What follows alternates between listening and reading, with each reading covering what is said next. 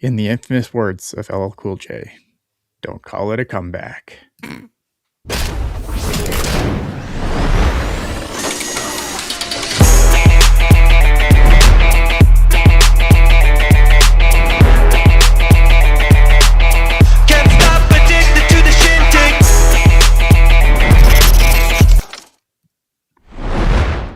But of course, you want to be part of the show, hit us up on all the social media. You can interact with us in the chat. If you want to get your stuff to the front of the line, all you need to do is hit up the good old super chat. Helps us keep the lights on and all that stuff.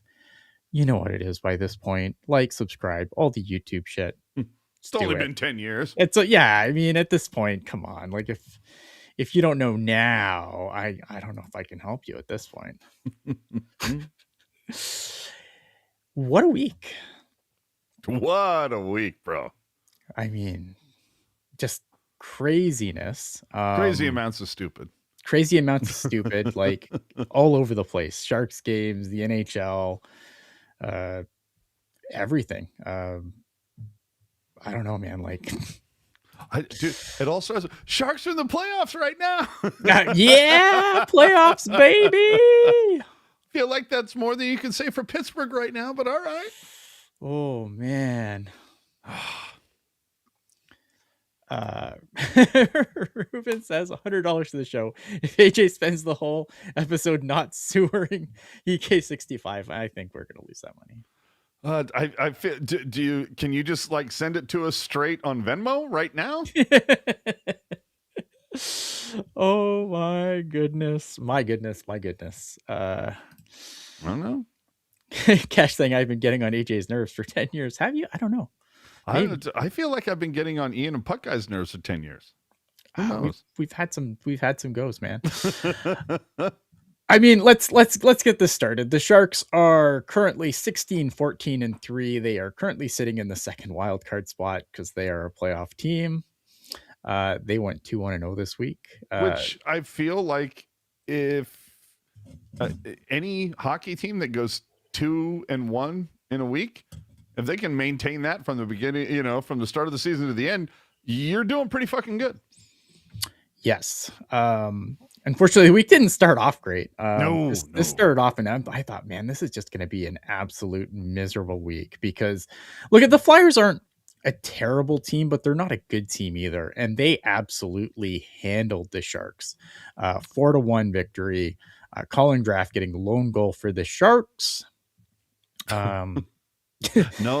You're talking about consistently stock up Colin Graff? Is that the guy you're talking about? Well, and this was the game, if I'm correct. This is the one that kind of started off with Askarov is not feeling well. Yes, Askarov wasn't feeling well. We had an EBUGS situation. We had, oh my god, a geology like professor or some shit. Yes, we had Justin Kowalski. Sure, go ahead. On an ATO hanging out. Yeah, I mean, I'm gonna be kind of sad next year when this is no longer a thing, because I think it does. Like, I understand why it's not gonna be a thing anymore. Like, it's absolutely silly, right? The fact that you have a professional game with like on the line, and you'll get like, oh well, this 40-year-old guy who plays, he's played some professional hockey at some point or professional adjacent, and now currently tears it up in his men's league. This is going to be the guy that's gonna save your game. Dude, I can see why like the NHL is getting rid of it, but like it just sucks because like some of these stories, like David Ayers, like that story is gonna that's an immortal story in this game. It's never gonna end. But right. I gotta tell you, when I heard this like story starting to formulate, I'm like, does Hextall not still live in the area? He's an executive somewhere else, isn't he? Like I feel like he's. I'm sure those pads are around somewhere. Oh, I'm sure. Yeah. He is an executive, just not in Philly anymore. I feel like he's in a front office somewhere still, but I'm not sure doing what, because he's not obviously no longer. He might be with the Penguins now. I'm not sure. I will say the one thing we can say about the beginning of this game in Philadelphia, it was the beginning of the Klingberg telling AJ to go fuck himself tour. Like, that's how I feel this week. Klingberg telling the entire Sharks fandom to go fuck themselves. I don't know. Look at, I don't think we ever said a bad thing about Klingberg on this show. He was never stopped down. Yeah, no, I know. Yeah, we knew this was coming. No, we didn't. No. And this week Klingberg said, fuck you and fuck you and fuck you. Yeah, look at, I think again, like they were not good this game. No. They got outplayed. They got outshot 30-18. They killed both power plays that the Flyers had, but they didn't do anything on their own power play. And like, really, this wasn't competitive. It was a kind of a slog to get through. It was over early.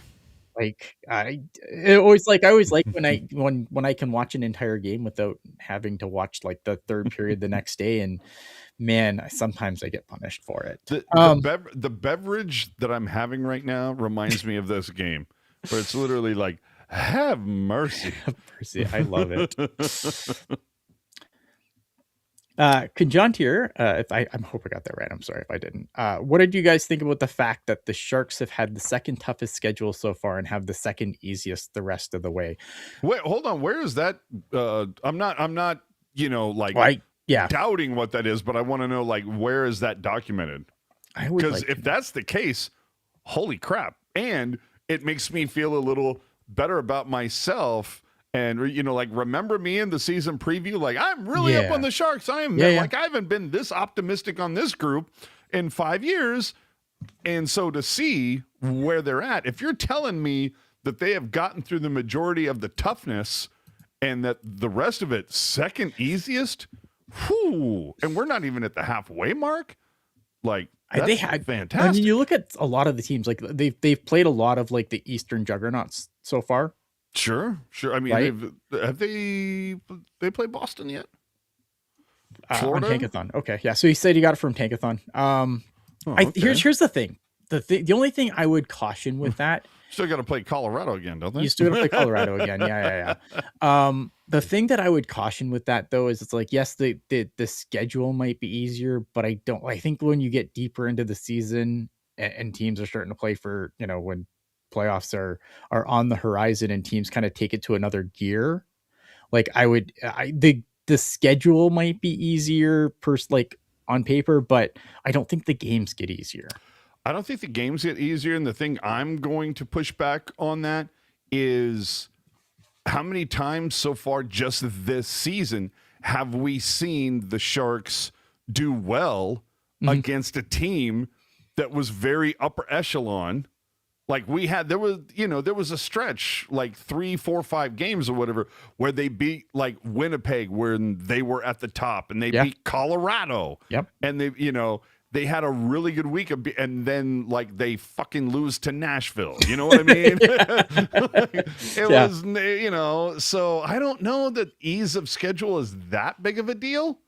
It's certainly going to help in some regard. But the Sharks have proven definitively they can beat the best and they can lose to the worst. Yeah. And I just think, like I said, I think especially after we get past the Olympic break, when teams start getting serious, like it's going to be interesting to see. Obviously, we're going to have to talk about an injury coming up. And it's one of those things, right, where I think it's like, yes, the schedule gets easier, but I don't think the games get easier as the season progresses. And that's going to be a problem. And especially if, have we heard any word whatsoever definitively from anybody credible about Will Smith and what happened? Yes. So that's what I was worried about. I'm like, God damn, we're not going to hear anything until tomorrow and maybe not even until Tuesday morning. But if I'm a betting man, I'm saying at minimum next 5 games, he's out. And then the teal curtain. And then he's going to be like, oh, he skated today. He might play. Joe Thornton's skating with like his groin being held together. Well, and I love it when they said that he skated today. And I'm like, bitch, he wasn't holding his skate when he left the ice yesterday. You know what I mean? Jesus. Yeah, no word about Puck Guy chiming in saying no word about Smith and Khrushchev. Khrushchev's another big loss too. Yeah. The Sharks had today off. So we'll see what happens. Some comments from the media here. We have to stop being stubborn. We're playing every other game right now. Forwards and D aren't as connected right now. That was from Ryan Reeves. And that's, coming into a game where they were literally like win one, lose one, win one, lose one. They were 500 over like 6 games coming into that.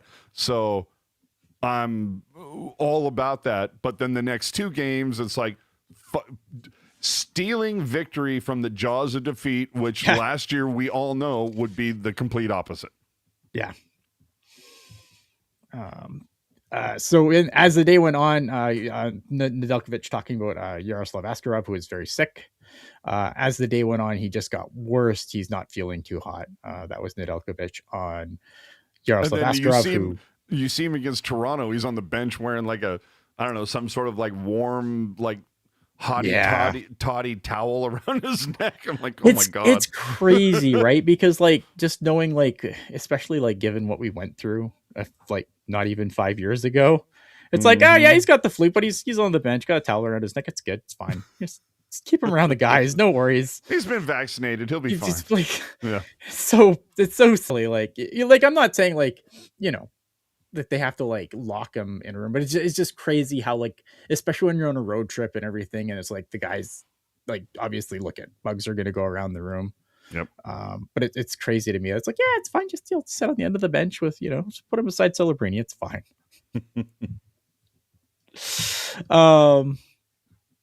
It's just some people chiming in here, like Ricky saying the most common injury in hockey is a separated shoulder. I bet Will is out 2 months. That's my concern, is that this is probably a dislocated shoulder and it's not good. Just finishing up on the Wenberg said we didn't come out the way we wanted. We didn't play to our level today. And they did not. How high do you think that level is? I don't know. Consistency is the hardest part of the game. We have to move our skates. Without that, you don't get rewarded. And that was Wenberg continuing. And then Ryan Warsofsky added, they got on us early and we couldn't get out of it. We had a good game plan, but we didn't execute. We keep working, keep coaching. You try to make adjustments and rely on the message. We say the right things. That needs to turn into action. A frustrated Ryan Warsofsky. That's the coach saying, hey, we're saying the right thing. They're just not doing it. They're not doing it. Like that's somebody trying to keep a job. But it's fine. That's, has to be expected. Greer, I told them what they do. They just didn't want to do it. Jerks. So again, they go to Toronto. The Sharks beat the Toronto Maple Leafs 3-2 in overtime. To SDPN's like just, oh my God. Absolute horror, I bet.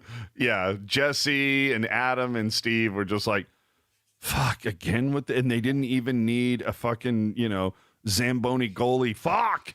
Yeah, like it's crazy. This is like again another game where the Sharks start like complete ass, and you're just like, oh fuck, here we go again. But they get goals from Dmitry Orlov gets his first of the season, which I like to see Dmitry Orlov getting a goal, because I think he's done a lot of good things this year. Put up a ton of assists this year so far, but it's nice to see him actually find the back of the net. The Klingberg domination continues. Dude, that was the thing. I'm like, wait a minute, Klingberg got points in 2 straight games. This what? Right. What? And dude, I was like, what Marvel universe is this? And what big one too. Did I fall into? And not even just a goal, like a big one, like an impactful, like tying goal. And then obviously Alex Wenberg finishes it in overtime for his 7th of the year. Alex Nedeljkovic, again, I thought he was good in both these games. Like he was the best Shark in that Flyers game, and it wasn't particularly close. He was outstanding in this game as well. Yeah, I think we're all expecting like Henry Thrun was going to have a hat trick or something. Right, yeah, because Henry Thrun was in the lineup. Like making his debut, right? This season? NHL debut, yeah. Or not NHL debut, at least debut. But dude, Wenberg, like, dude, 3-point game winner. And then, the Sharks pull Ned in the final 90 to tie it, able to pull it off and then pull out the win. And then, of course, the next game, again, you pull your goalie. Somehow you tie. And this is something that I feel that when we did the season preview, I felt like this is one of the things that I dove into, that I was optimistic about the Sharks, thought higher of the Sharks' possibilities this year. It was a case of you look at all the times that the Sharks lost 1-goal games, especially when they were either tied or had a lead in the third, and somehow they would find a way to lose. And I said, season preview this year, I'm like, this is going to be the time where they're going to flip that shit around. They're going to, that tie game that they go into in the third, they're going to find the way to win. Yeah. And this week, I was just like, oh, I'm jerking myself off over here. Like, I'm like, fuck yeah, I nailed it. So I am like super happy the way that they have pulled off this week. And, and clearly I hope this continues all the way up until the break for the Olympics. But the fact that they are, I mean, well, let's finish off this Leafs game. Yeah. Because holy shit, the Pens game. Yeah, we'll finish this game here, and like we're getting a lot of like questions about Will Smith. We're absolutely going to get there. I promise. Just let us get there chronologically through the week. I promise we're going to talk all about Will Smith and what the Sharks should do. We're going to get there. I do like the Dickinson question where like Shane asked them, and they're like, "All right, you're coming to Toronto, and your story and everything. How much money was put on the board?" And he was like, I don't think I'm allowed to say, so I'm just going to say I don't know." Right. Yeah, it's money outside the cap. Can't do that. Remember, I think Ron Wilson got in trouble for end that. of the year party is going to be pretty fucking big, is what I'm trying to say. Like we're going to like rent out Disneyland, maybe. I don't know. John Klingberg said it hasn't been pretty sometimes, but you have to dig yourself out. You stay positive, but it can take a toll. As you get older and health issues, you learn you can't chase the game. And I don't like and for him, like it feels like a switch went off on him this week. Definitely in the last 5 games where it's just kind of, and I think you said, it's the whole idea of like he's accepted the fact that like, hey, the wheels are a little slower, so don't play hard, play smart. Yeah. And, put yourself in the right position rather than, as he said, don't chase the puck, put yourself into, or what, what's the quote from Gretzky? Like, don't go to where the puck is, go to where it's going to be, kind of a thing. And I feel like Klingberg figured that out a little bit this week. Now, I'll be the first one to say, as somebody who has been on the let's burn Klingberg at the stake. Yes. After like game 5, these past 5 games, I'm more than willing to say, because if you all remember me back in the Dylan era where I wanted to like burning Dylan in effigy, he won me over. I want to see Klingberg win me over. And I'm hoping for that. Klingberg, please, by all means, turn yourself into that guy that when January 30th comes and your contract switches from a full no trade to what I think it's a 16 team or whatever. Yeah, that I'm not screaming for you to be shipped the fuck out of here. Like, please win me over. And over the last 5 games, I will say he's adjusted. And so I'm here for it. Let's make it happen. Let's see this power play improve, especially as well. Yeah, Klingberg continued ever since my scratch. There's been some hiccups, but I feel like I've been working hard to the last few weeks to find my game. Absolutely. And like again, credit where credit's due, man. He had a hell of a week this week. Yeah. Might be stock up. We'll see. Warso said we did some good things. The game would be a few good shifts and then a couple of bad shifts, but I thought we were resilient. He's continued that Klingberg was their best D tonight. He's calmed his game down. He's been more direct and simple, which has led to more confidence, which I 100% agree with. Absolutely. And that's, I mean, we can sit here and like, I'm not trying to like make light of it or make too big of a joke, but it's kind of like, if you can't crap this top 6 on the, on the blue line, there's an issue. So the fact that, it took him about 18 games ish or so to like figure it out. All right, fine. Then I'm more than willing. I've seen this improvement. Let's see what he can do over the next. And again, his, the no trade thing kills at the end of January 30th, he's able to be, I believe, goes to a 16 team. That gives you, at this point, literally 6 weeks, month and a half. Yeah. Continue on this trajectory. And I would love to see him be able to do that, be able to mentor the guys that are there, especially on the power play. Maybe you get Cagnoni called up and he's able to work with him a little bit on quarterbacking the power play as coach. Either way, or at the very least, making himself more valuable so that when the calendar flips to February 1st, boom, the Sharks are able to make a deal. Yeah. So obviously that would bring us to yesterday's game where the Sharks had a monumental comeback. This is the game of the year for me so far. I mean, like, this might be the game.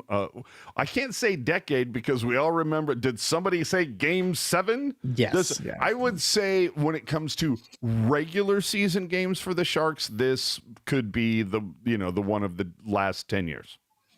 Yeah. So the Sharks get. I mean, this game, they're crazy. They're down 5-1, dude. and it's like in the third period, like, and well into the third period, like, yeah, it kind of turns around. Like they get they get a 2-man power play, and that's kind of where things kind of start turning around.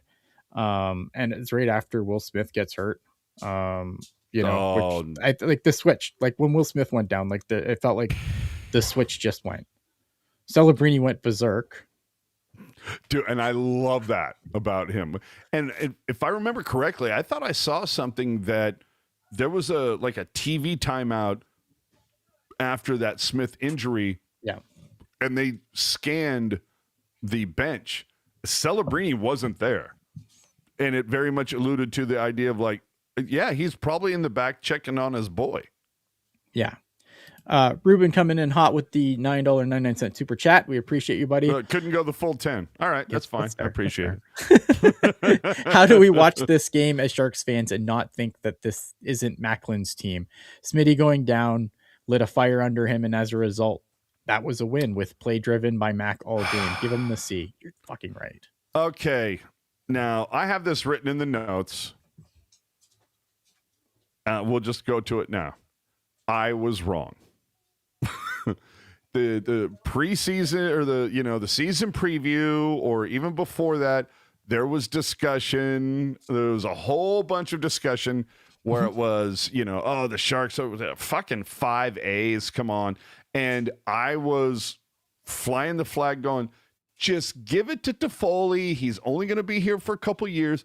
Celebrini doesn't need more pressure on his shoulders. And I'm not saying that the C is an astronomical amount of pressure. I'm just saying there's clearly some sort of chemistry between Uncle Toff, Smith, and Celebrini. So it's like, fuck, give Smith an A, give Celebrini an A, give Toff the C, let them play out these, until the end of Toff's contract, but let him shoulder the big burden of it and let Celebrini. I was so fucking wrong. This is Celebrini's team. Give him the fucking C tomorrow. I was so wrong. I didn't want to add more weight. And again, I didn't think it was a lot of weight. Yeah. But I was like, just let Celebrini feel himself. The fucker's still a teenager, for Christ's sakes. Yeah. So, no, fuck it. Man, he's earned it. He has earned it. I just, and it kind of goes back to what I said when I was making the argument for him. He does everything, everything he does is by example.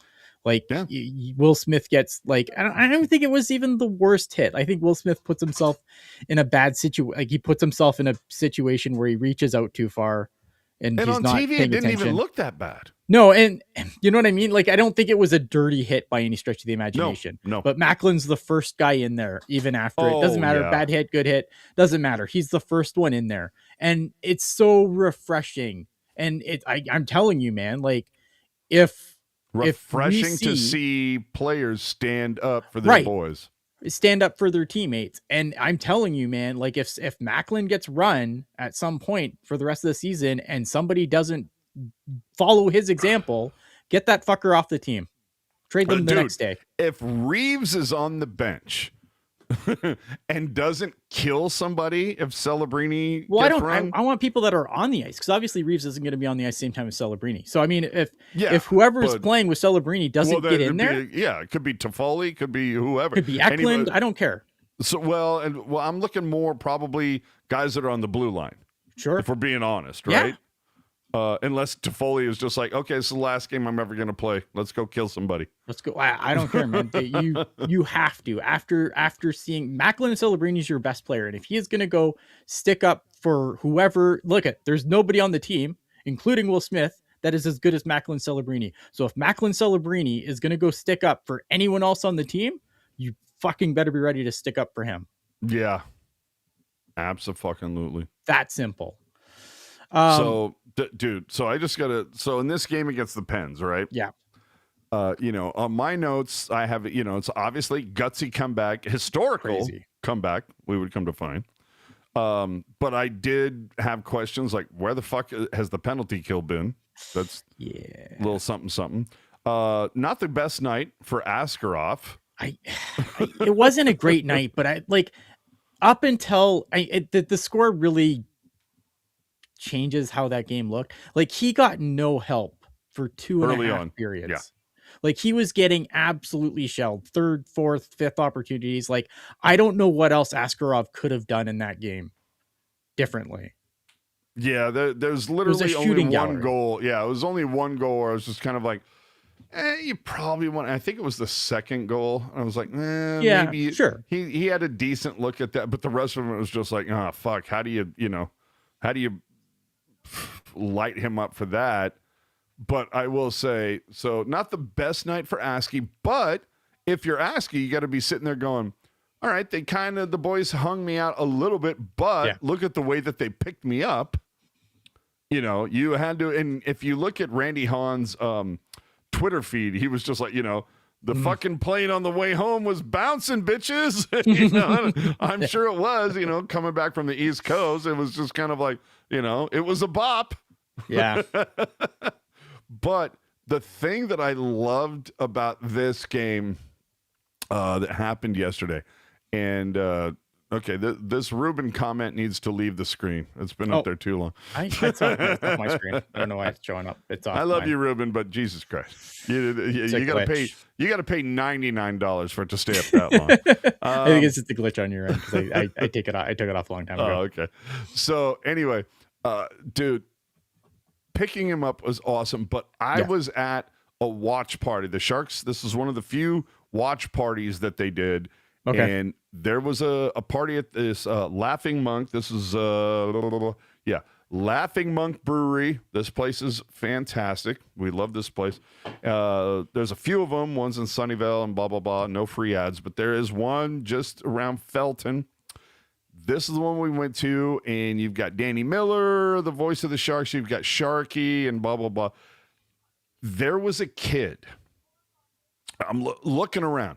Mm-hmm. Having a great time for the Sharks watch party. The funny thing is about the party, I guess they have all of their TVs set on YouTube TV, and everything is individual. So none of them were synced up. So there'd be one TV that said 12:22 left. Then the one next to it would say 12:25. Then one next to that would say 12:30. And the audio that they had piped in through all the speakers was at 12:40. The whole thing was kind of a bizarre, surreal kind of are we in the game? Are we not watching the game? But either way, a bunch of Sharks fans, with the exception of this 12, 13-year-old kid, comes rocking in with a Crosby jersey. Oh, nice. Pens beanie, full head to toe, just rocking the Pens. And I'll tell you, when the Sharks scored the first goal, Sharky goes straight up to the Penguins kid and kind of pushes the beanie off of his head and gives him a little pat on the head, and we're all going, okay, yeah, fuck that kid, right? And then when they tie it up, the kid comes up to Sharky and is kind of, poking him out a little bit. And then the Penguins go up 2-1. Oh, yeah. And that kid comes up to him and is just like, man, a little bit of this. Dude, when it got to 5-1, that kid was like, where's Sharky? Like, he's screaming. He's like, where's the fish? You know? And oh my God. And like Sharky is balled up in the corner, like going, oh, I can't take it anymore. And then, the Sharks bring the comeback. And, and it's all of a sudden it's 5-3 and then 5-4. And then they hit the tie. And it was just kind of like, you get Sharky sitting there like, oh, I don't know what's going to happen. And then when it goes to overtime, when Klingberg, when Klingberg fucking scores the game winner, Sharky, who of course can't speak, starts, he's doing this thing where he's looking around and he's holding his hand about 3 feet off the ground, like, where's that little shit that's been talking smack all night? Like, he's like, where is he? And that kid was fucking gone. I bet. So it was like one of the most hysterical watch parties ever. But awesome. I have to say, dude, watching Crosby get just fucking walked by Klingberg in overtime, I was like, fucking isolate that. Yeah. Gift that. That to me is a metaphorical passing of the torch. That is Crosby saying, here, Celebrini, it's you now. You're now the face of the NHL. It ain't me anymore. Like, holy shit. And then I got tagged by I don't know how many people on a video of EK65 postgame talking about we need to be better if we're going to hit the playoffs. And all the comments going, playoffs? This is like, I mean, that's the same way. I feel the same way for them as for like what they've done is good, but like they're not nearly a good enough team to be. No, but it was really funny just to see. And I got to say, I feel based on all those comments that were in response to the post game from Erik Karlsson was like, Erik Karlsson sucks since he's been a Pen and blah, blah, blah. And I'm sitting there going, yeah, I feel kind of vindicated. I feel, it's like he's actually, and the crazy thing is he's actually like statistically he's not having a terrible season. Like he isn't, but it's the fact that all of these Penguins fans are so fuck that guy. And I was just going, okay, yeah, I'm not the only one. Like I feel vindicated. I feel like, yeah, it wasn't just me. But Tiger saying Crosby is going to get walked at the Olympics again. Yeah, he's going to get walked right to the gold medal podium, my guy.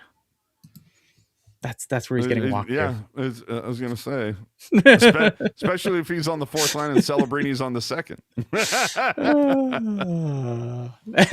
And just like that, $100 out the window. I love it. Yeah, send it. So obviously we talk about Will Smith gets hurt. Obviously this is not good. A lot of the offense for the San Jose Sharks. That's obviously one of the good things. Do you want to do stock up, stock down, and then we'll go back to Will Smith? Sure. Okay. Let's do stock up, stock down first, and then we can talk about Will Smith and what they should do in that situation. Stock up. It obviously Klingberg has to be stock up because he had just a monster week. Dude, and how much do you think I'm biting my fucking tongue over that? It's like the fact that like this to me is the new Brendan Dillon. Like how much did I burn Brendan Dillon at the stake early on as a Shark because I didn't see it. I wasn't seeing it. Now, to me, Klingberg has had a great week, and that's my biggest thing is like I will be the first to say Chief has had a great week. Mm-hmm. It's been a great week. Not Correct. A great month. Yeah, 100%. Yeah, It's been a great week. This is the weekly recap. Yeah, I'm going to give him his flowers for having a great week. With how often we've buried him, we have to give him an up this week. Yes, but again, it's a great week. I wish he could rub some of that off on Nick Leddy. Who? But I will give Klingberg all his flowers, 7 points over the last 7 games. Yeah. Bizarrely enough, only 2 power play points over those 7, which to me, I was like expecting it was going to be like 5 out of the 7 points are going to be on the power play, because that's, according to Warsawski, that's why the fucking guy's here. Yeah. That's how he's going to be deployed. So the fact that over the last 7 games, 7 points, but this week, I think over these 3 games has like 4 points and a game winner in overtime. Yeah. Good Lord. So Klingberg, come collect your flowers. Mm-hmm. Tyler Toffoli, this is a guy that I think Ian put him stock down a couple weeks ago, and Toffoli broke out and said, go fuck yourself. He did. Yes, he did. And over the last 7 games, Toffoli, 4 goals, 8 points. And then, I mean, Celebrini, I don't think this is any type of a shock. I mean, he's perennially going to be stock up. 10 points over the last 7 games and a +8. So, yeah, for me, Klingberg, Toffoli, Celebrini is, I would say, your obvious stock up. If there's anybody else that William you want to throw some flowers, yeah, go ahead. William Eklund, I think, big part of, he was a big part of that overtime goal in Toronto. And I think he had a really good game against Pittsburgh when everyone else got going. He got going with them.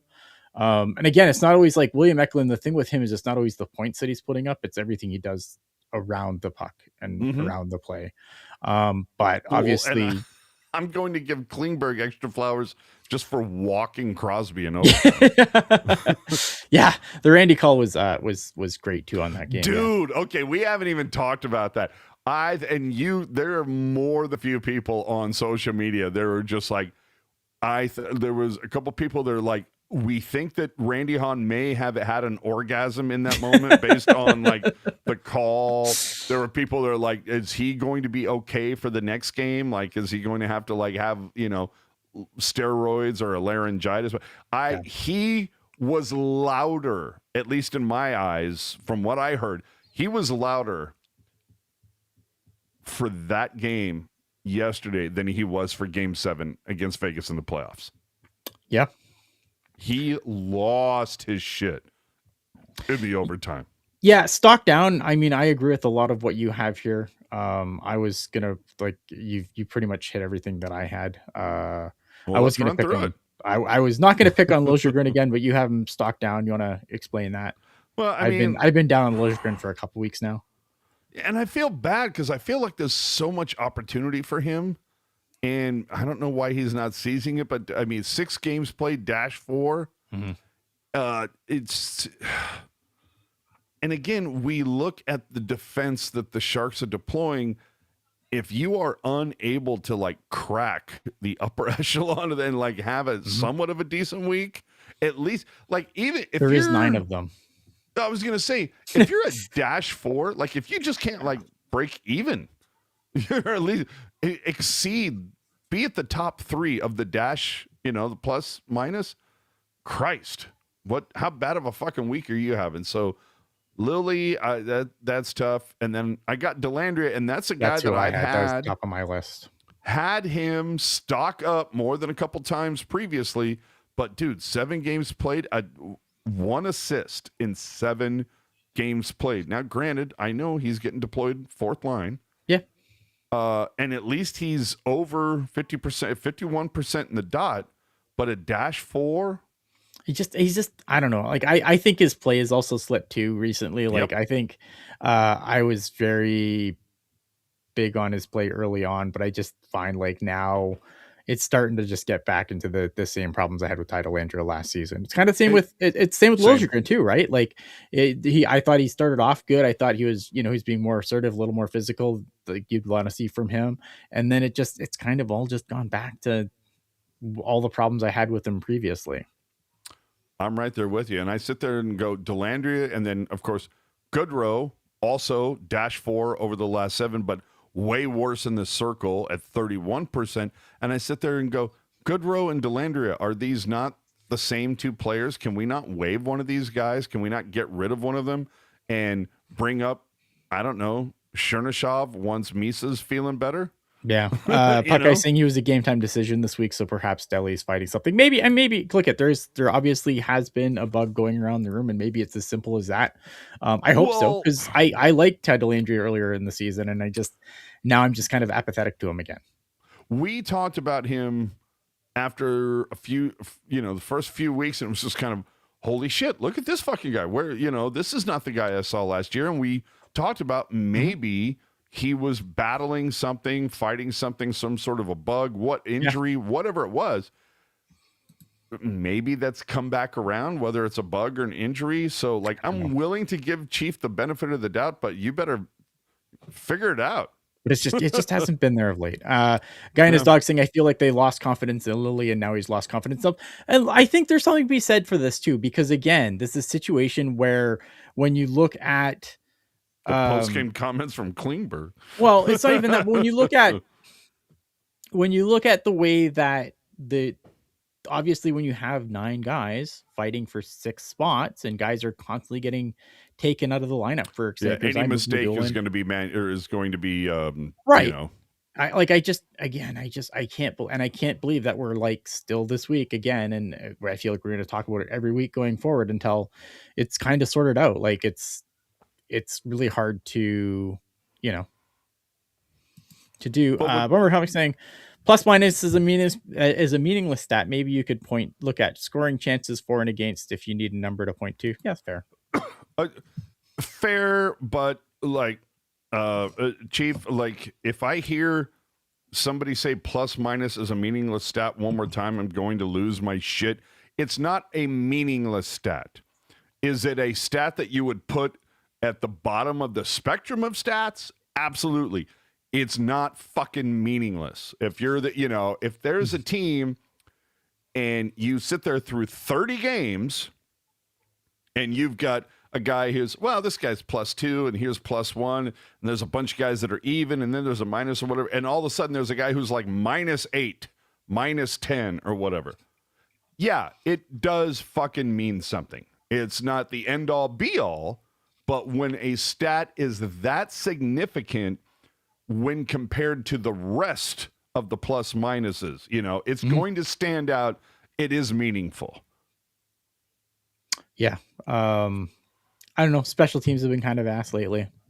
Well, yeah, and I've got them in my stock down. So, the PK 28 over the last 7 games, and then the net power play 28 over the last 7 games. So clearly special teams needs to be something that has to get a little bit of a focus on, which is, to me, so funny that Klingberg, Mr. Power play quarterback, has like found all of these points at even strength. Figure that out, right? So yeah, it's been kind of weird. So obviously, look at Will Smith goes down. I just want to know when, there hasn't been nothing about his situation, right? No. That has been reported. So we don't know. He could come back on Tuesday, or he could be out until Christmas. Correct. Even maybe longer. If it's a dislocated shoulder, he's going to be a couple almighty. And I think that's going to be fascinating, right? Because obviously it's what the Sharks are going to have to call someone up, and like with all due respect to Ethan Cardwell, it better not be Ethan Cardwell. Like I want to see a Chernyshov. I want to see a Musty. Cherny, dude. But I was so hoping to see Cherny come up and be able to play with Misa. And so the fact that Misa, we can't have that Saginaw connection. I think he'd look just fine playing with Celebrini. Yeah. I mean, dude, that would be kind of fun, dude. Celebrini, Graf, and Chernyshov. Like, I'd roll a game with that, or at least a period with that on the top line. I don't know, like, because there's been times this year, obviously, where guys have gone down and it's it's been guys at the bottom of the lineup getting called up, which is fine. I get it. You push other people up, but I think with losing, look at so much of the team's offense this year, has gone through Celebrini and Smith that I just feel like we can't leave poor Celebrini to try and do it all by himself.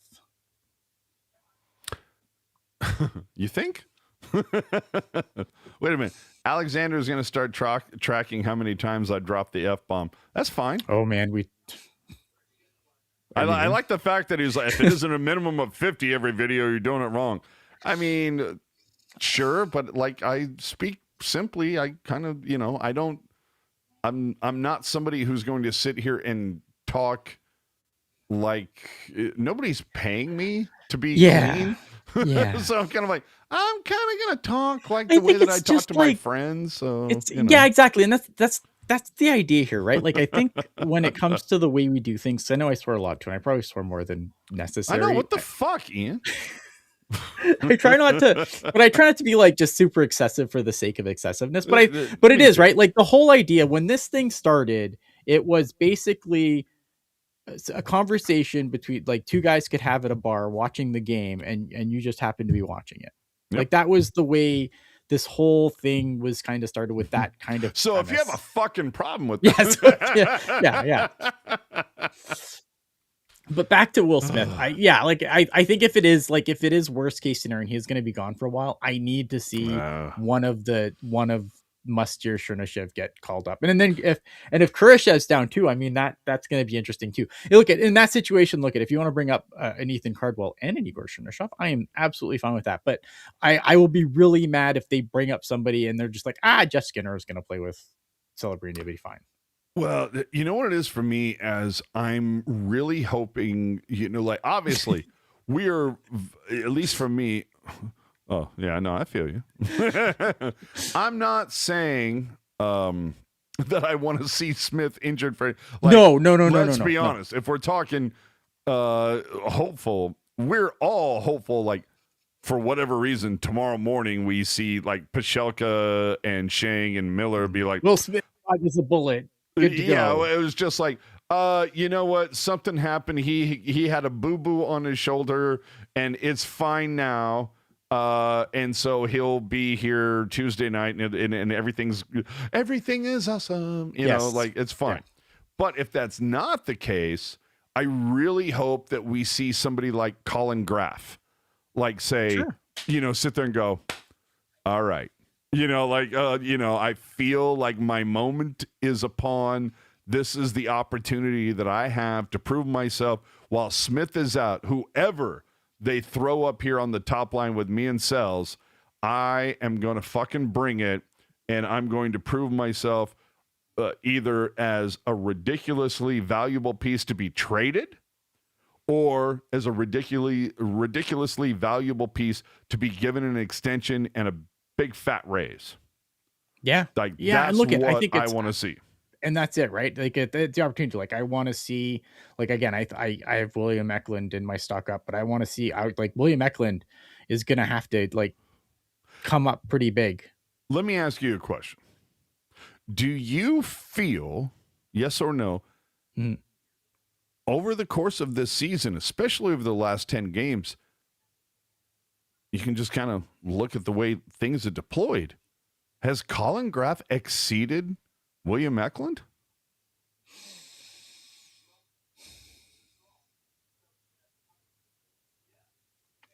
I just think they're both tenacious forecheckers. Yes, absolutely. Yeah, I don't know. I think maybe, but I also think that him and Eklund and Wenberg have just such great chemistry. Too, 3 days from now, this is going to be a video that like JD puts together, and it's like, with two huge all caps big words. I don't know. I don't know, because I think that Eklund and Wenberg have great chemistry, and you probably don't want to mess with that either. Exactly. You have to have you can't just have one line. And I go back to the way that DeBoer would love his pairs. Mm-hmm. And I feel like the pairs right now, it's Celebrini and Smith. Yeah. It's Eklund and Wenberg. And the thing that's kind of a bummer is the fact that Wenberg has done a yeoman's job of replacing Zetterberg when it comes to Eklund, right? Yeah. Or Zetterlund, excuse me. Mm-hmm. But has done, there's so many Bergs and Lunds that you have to deal with. But I love the pairing. So if Wenberg has become that guy, I've seen more than a few people on the Soch talking about what the Sharks are going to trade Wenberg for as a 31-year-old center who could potentially, provide some really like, I don't think Colorado is going to be Tyler saying, we're gonna get Regenda and Cardwell, and we're just gonna like it. But I gotta tell you right now, I have really, really, out of all the different pieces that Greer has brought in, Wenberg might be at the top of my fucking list. That is a guy that I don't know that I want to see get moved at the deadline. That would have to be a ridiculous haul back, because I feel like he has really proven himself that he is a guy in the room. Mm-hmm. He is he's just one of those guys. He's a rock that, he, like, this is a guy that you can rely on game in, game out, gonna do what needs to be done. He's not a diva. This is the kind of guy you want in the room.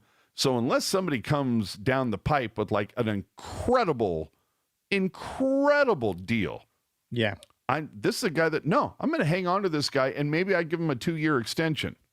Yeah. Felix saying Eki's top 6. I mean, they're both tenacious forecheckers, but Eki's top 6. Graff's potential is always a middle 6 way. I agree. I think that's where Graff is probably that's where Graff was slated at the beginning of the season. I still think that's what he is. Like, I still think on a contender, that's what Colin Graff is. He's a middle 6 guy. On a contender, a middle 6 guy. But right now, sure.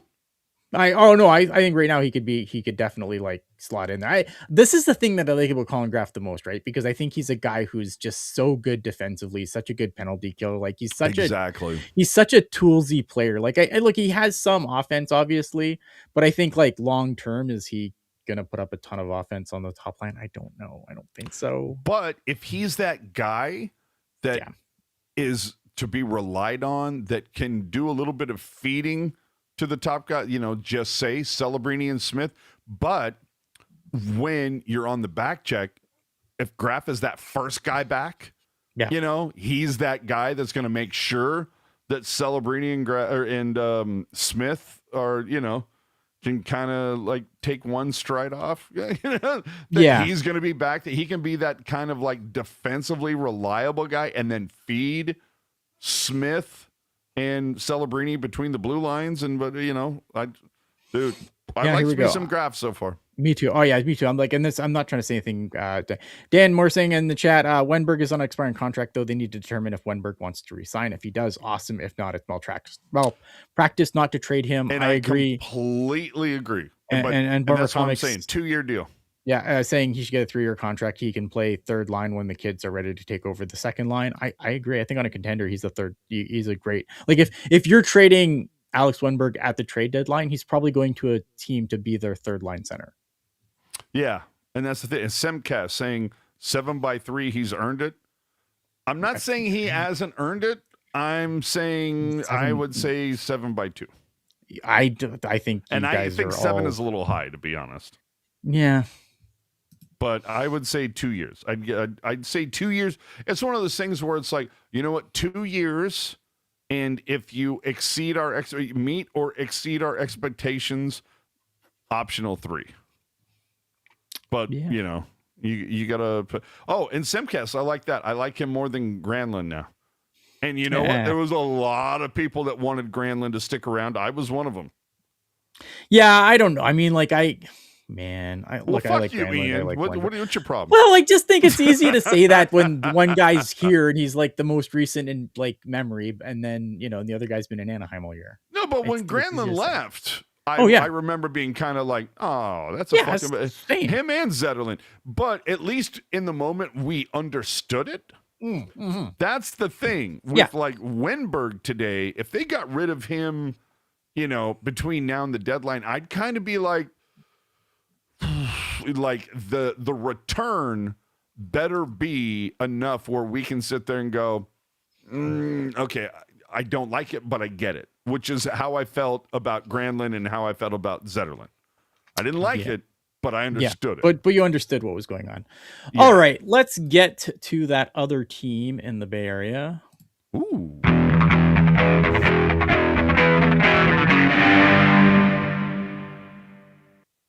The San Jose Barracuda had a very similar week to the San Jose Sharks. Yeah, but the Barracuda are doing way better than the Yeah, San Jose the Sharks. Barracuda are doing way better than the San Jose Sharks. This is true. They also had a 2-1 week. They also started the week with an absolute dud. They lost 3-1. It was it was the Wednesday night text you. You know what that means? The San Diego. Oh, San Diego. Yep. I don't even need to look at the schedule. It's like, Look at the Wednesday at Texas, it's got to be San Diego. Got to be San Diego. It absolutely was. Jesus Christ. They lost a 3-1 decision to the San Jose Barracuda. Cam Lund getting the only goal for the Barracuda. Jacob Skarek had 32 of 34 saves. He had a 9.4 save percentage. The Barracuda got a little bit goal lead here, but the goals kind of went up early, and then Cam Lund pulls them back within one. It wasn't enough, man. They got outshot in the third period despite trailing, which is never fucking good. Like, if you're trailing, you shouldn't get outshot in the third period. Not a great game by them at all. The goal's at an empty netter. Sad. No Michael Meese in this game. He is day to day again, which also made me sad. Well, and now what's the deal with Misa? Because like the whole thing is, oh, he's gonna, juniors and blah blah, and then it's, oh, he may have been injured again, and then there was a thing earlier today. Actually, no, he's not injured. I don't know what the fuck you guys are talking about. I missed that. So that is news to me that he is not injured. No one knows what the fuck we're talking about. I know they Team Canada said they brought up Vaneker to replace him at the camp. I still look at him. He's is healthy enough to go. He's going to be on this team. Him being at the camp is just a formality. I saw something about Shang. I want to say it was Shang, that it was something about he talked to Warsaw, and it was like something about Misa, and it was, do you think he's going to make it to, World Juniors with the injury? And he's like, he's not injured. What are you talking about? I don't know. It's going to be fun to watch is what I'm saying. I do not know. Yeah. So, I mean, I didn't see that, but, so last I heard he was day to day. God knows what's going on. Super frustrating. Obviously, I think the World Juniors, big opportunity for him. He was snubbed from last year's team. Didn't even get to go to selection camp. Huge mistake. So I really want him to go, man. I think it's a great opportunity for him, for not only just because it's good to play for my country, but it's also good for him to get some, top line minutes against top competition. Like the World Juniors, yes, it's kids under 20, but that tournament is no joke.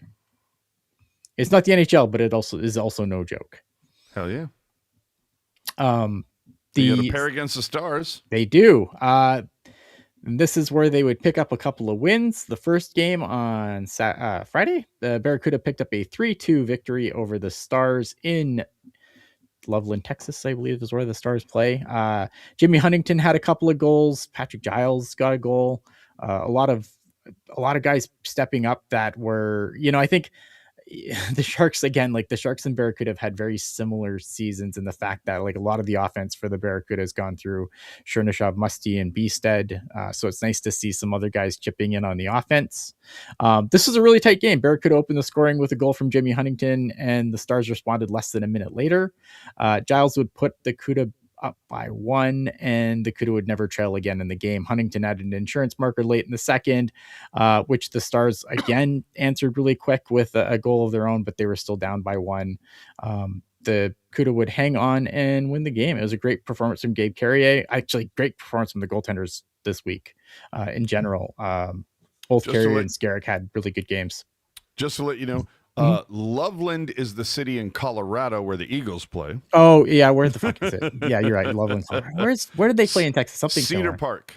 They play in Cedar Park. All right. Cedar Park. I don't know why I thought Loveland. I'm on the crack. It's a small town where AHL hockey is played. It's fun. That's true.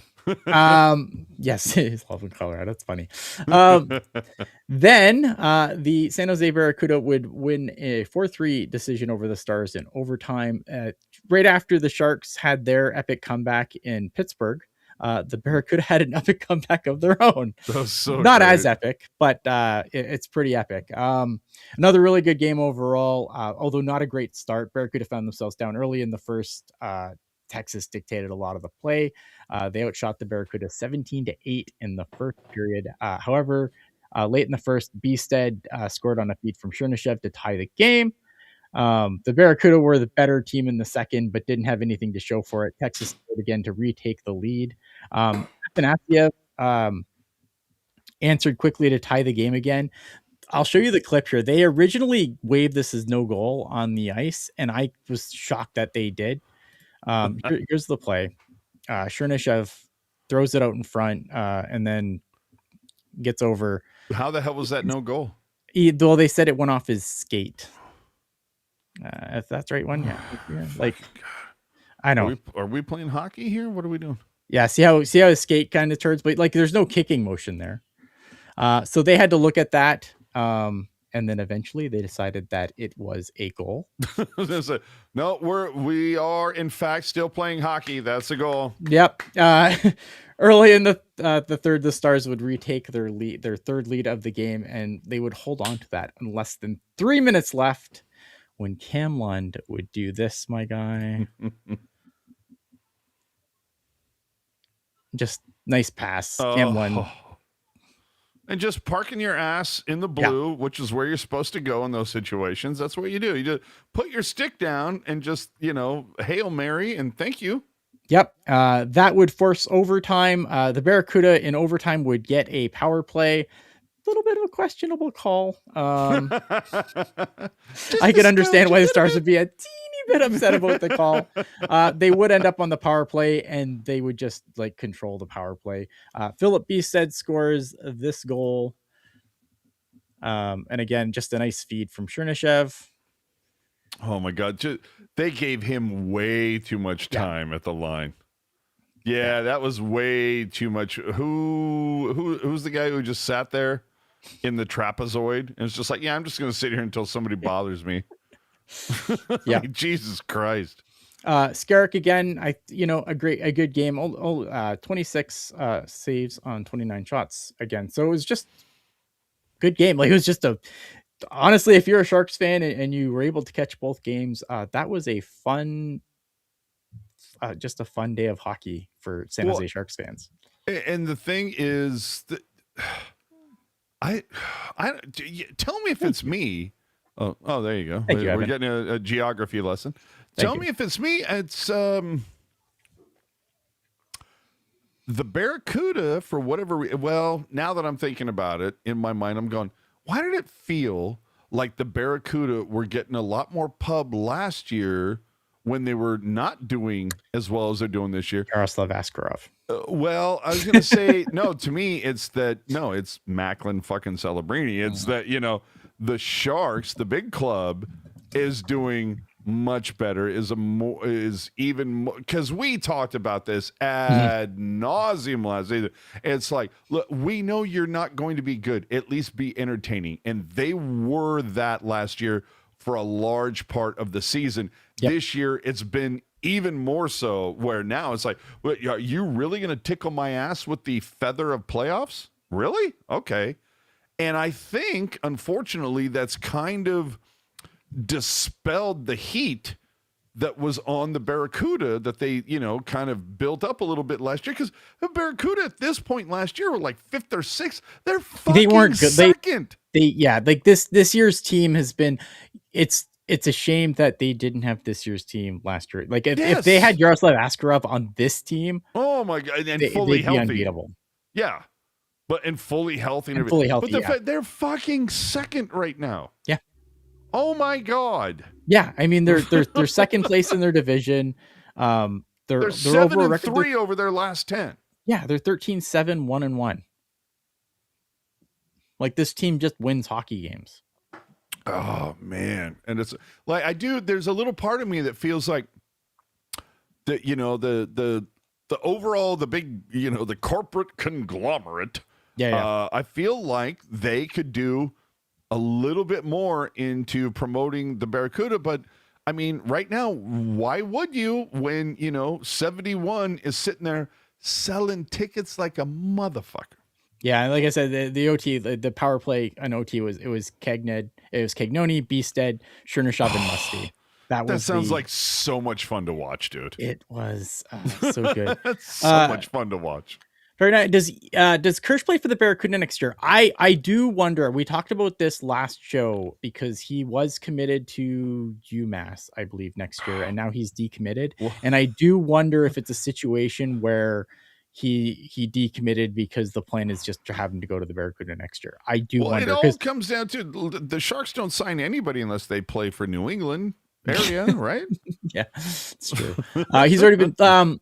I don't know. I like what Christian Kirsch has done in Kitchener this year. He was the Greyhounds won the game that I watched him play in, but I thought he was still really good in that loss. I thought that the Rangers got into a little bit of penalty trouble at the end of that game, and it really bit them in the ass.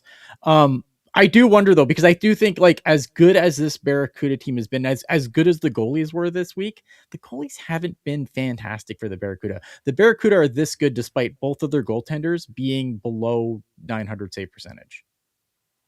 Like neither one is above 900 save percentage. What a bunch of douchebags. Right. So I do wonder if it's a situation where he does find his way to the pro game next year instead of going to college, but we'll obviously have to see how that goes. Just quick stock up, stock down for the Barracuda. Again, I'm going to give it to the goalies. I thought the goalies, as much as I've kind of beat up on them because again, they've been okay, but not outstanding. I thought they were really good this week. Philip Beestead, Cam Lund are my stock up.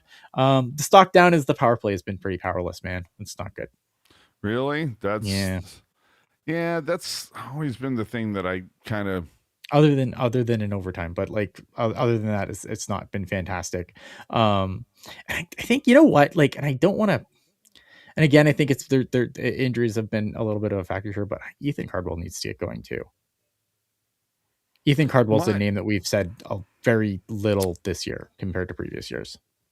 Yeah, Cardwell and Cags, those are the two names that we have bandied about back and forth. I do feel like it's kind of like, it might be a shit or get off the pot kind of a season. Like you might end up being it's different too because I think with some of the guys that are in, obviously, like I think Cardwell's role has changed on the team a little bit too, so maybe it's not fair.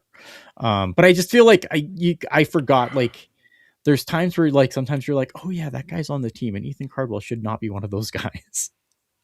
Again, I feel like they might be a significant piece to make a bigger trade go through. Yeah, Luke Hignony's been great. I try to do this right, like I try not to just hammer the same names over and over and over and over again. Yep.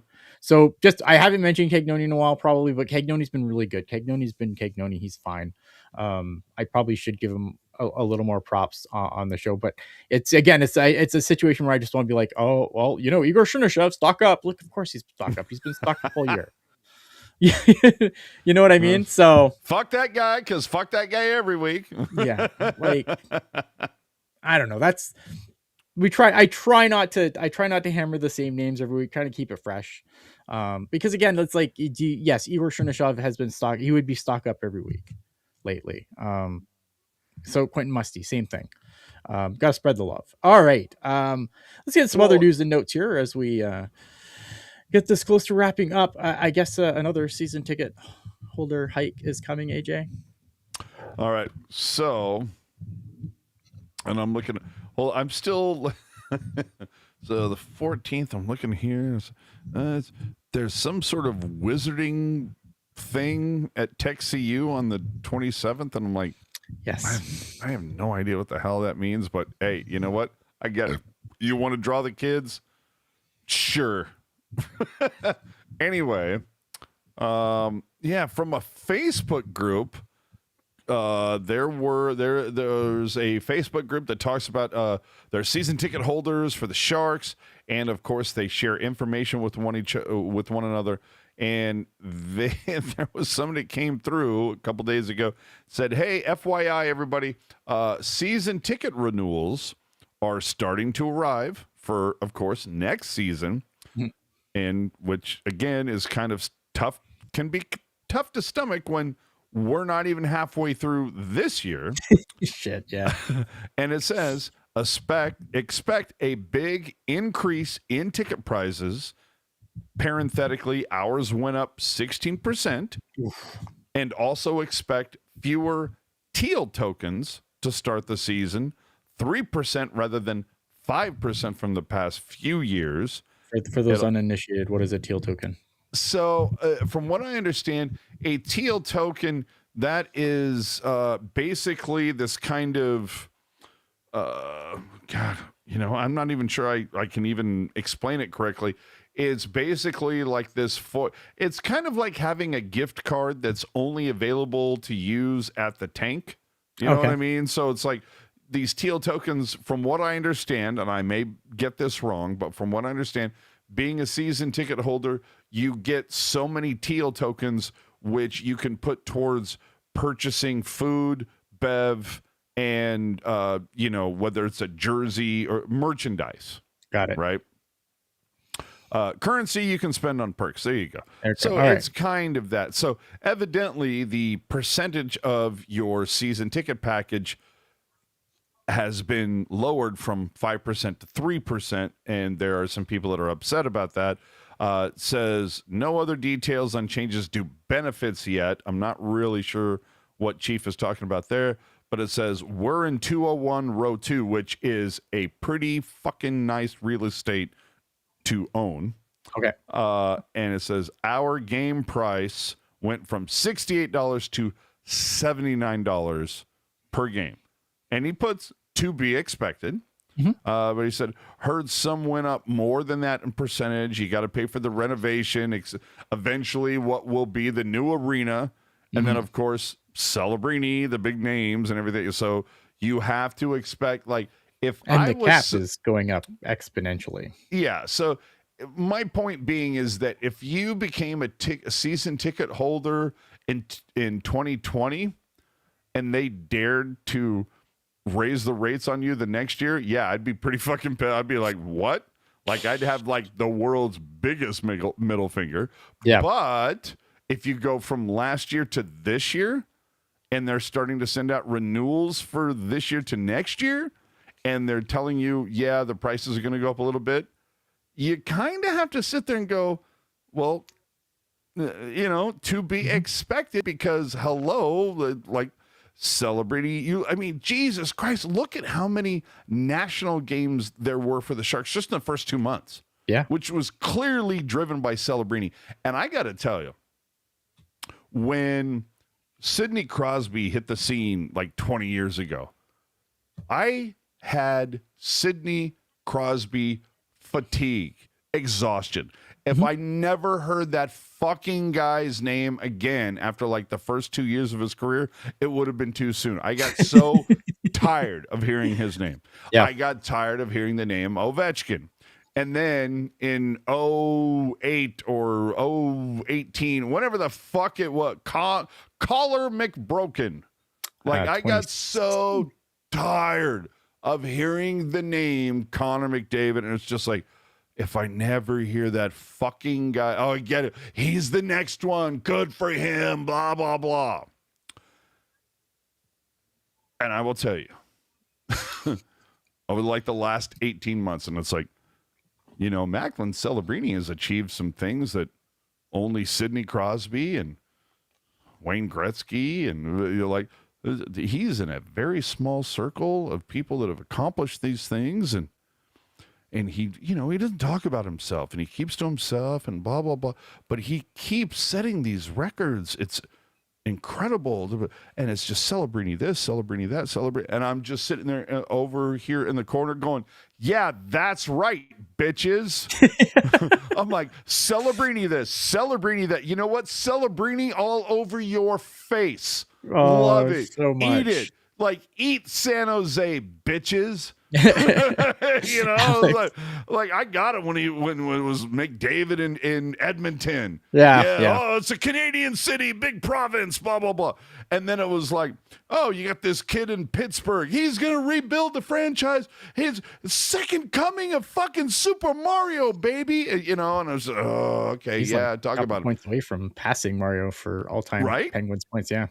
But now I'm sitting here and I'm like, Look at Celebrini making people talk about hockey that never talked about hockey before. Fuck you. And so now I'm like, yeah, I'm all about it. Fuck you. Like, can we get McKenna here? Let's make it happen, man. Alex saying, I also find it ironic that the seats up against the glass are the most expensive one. They also have the worst viewing angle. It's so true. Yeah, I've never gotten that. For me, I don't know about you, my jam when it goes to seeing a game at the Tank, my all-time jam, front row, upper deck to watch the game, north south, but behind the goal that the Sharks, focus on twice. Yep, that's my. I like watching the game up down, not side to side. Yep, I am with you.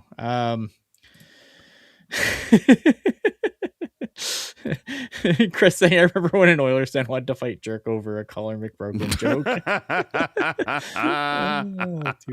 Too funny. Yeah. The Athletic saying that the NHL wants to have more color on color games. Does that not sound like the most racist thing when you take it out of context? It could be, yes. But yeah, it's weird that they've basically now. I'm not going to throw anybody under the bus or say why I know this, but I was told last summer, like around 4th of July, I was told that the NHL was going to roll out a new edition of jerseys that was going to be kind of similar to the whole City Connect thing that the NHL did, or I'm sorry, Major League Baseball did. And I was like, oh, okay, that should be interesting. And I'm like, when are they going to announce that? Oh, it's not going to be until, like the end of next season and blah, blah. Right. And then since then, I've seen like 3 or 4 different accounts, including The Athletic, talk about it. And I'm like, well, okay, I guess we're here. So, yeah, a planned league-wide influx of fresh looks for the 26-27 season in the vein of the 2020 reverse retro program. So some people might call it, reverse retro 3.0. Somebody might call it for the NHL City Connect NHL 1.0. Yeah. My point is, I get it. You got to make money. And 100%. What is the easiest way to make money with the NHL when it comes to merchandise is releasing a new jersey like every other fucking year. Yes. But it becomes kind of difficult to build brand recognition and any type of tradition when you keep changing your jersey every couple of years. Look at Detroit. Detroit doesn't seem to have any problem with brand recognition. When was the last time they changed their home and away jersey? Well, I mean, none of the arbitrary 6 teams do. Okay, and what they're doing is like, and are those jerseys, or I'm sorry, are those franchises, are they, having a hard time surviving? No. Okay, they're among obviously like I think all of them are in the definitely they're all in the top third. I imagine of so NHL like there and it's just like, oh my god, are they poverty franchises suddenly? No. Because they're not like, oh my god. But anyway, the point being is, and I'm not like, shitting on the Sharks because they're clearly part of a much larger plan from the league. But I sit there and go, Jesus fucking, the San Jose Sharks next year, it's going to be, they literally have shit that they're selling this year, 35th, 35 years in the league. Yep. 35 years in the league. So next year it's going to be 36. The year after that it'll be 37, obviously, if you know how to count. My point being is 37 years in the league, and they're going to have like 22 different jerseys that this team has worn. Yeah. Yeah, it's silly. What the yeah, I sit there and go, yeah. But hey, and if you're a Jersey fan, though, hey, here's another one to add to your closet. Here's another one to add. Here we go. I hope they get it right. Oof. Okay, I got to tell you, dude. Okay. I heard when it came to the Boston, Tampa Bay, this is the Stadium Series jersey, right? Yes. Okay, dude, I heard by far the best fucking description of this, Okay. which is, let me say, I got to find it. Let me pull it up. Give me 2 seconds. I will find this shit. It says these uniform. This is describing both this jersey from Boston and Tampa Bay. It says these jerseys look like uniforms from a video game that refused to pay the licensing fee for real team logos. And I was like, fuck, he's right, man. So good. I like the Boston one better simply because I do like the scrape, like the bear paw scrape under the yeah, I dig that. My thing for the Boston one, I think I would have been more fine with it if they would have gotten rid of the Boston word mark and just expanded the bear with the Bruins on the side of the bear. You know, just expanded that big enough. Put the bear with the Bruins on the shoulder and put that B with the scratches on the front. Yes. Yeah. Oh, dude, you just nailed it. That would have been the way to do it. I would have done. Yeah, the B with the scratch. Yep. Yeah. Absolutely. And this do you have the? I was going to say you got the Tampa one, and this is what I saw from all the Tampa Bay fans. They all said, "Take the fucking shoulder patch, the circle patch with the skull and everything." They said all you needed to do was put that on the front, and everything would have been fine. And the flag, you put that on the shoulders, boom, Bob's your uncle. Everything's great. Because the one thing I do love about both of these outdoor jerseys is the embossing on the sleeves. Yeah. Those things I like. And I like the fact that they put that kind of like lightning in the actual letters. I thought that was cool. I like the lightning in the letters. I just like, at least with the Bruins, like the Bruins are using the Bruins colors. What the fuck is this? Well, hold on. Can you run it back for Boston so I can answer Crafty's question? It says, "What's the deal with the other states on the collar?" That's a nod to the whole area of New England. Those are the 6 states that make up the area of New England, which of course Massachusetts is a huge part of. Thus, the New England Patriots. Yeah, but that's why. The game. Because and also asking like what's with the skull? Where's this game being played? It's in Tampa. Okay, so they're playing at the Buccaneers Stadium, which is all based on the whole pirate thing. I forget what it's called. It starts with a G. Oh my god, look it up. I'm telling you, just fucking Google it. Like, not Guggenheim. It starts with a fucking G, but it has to do with this whole.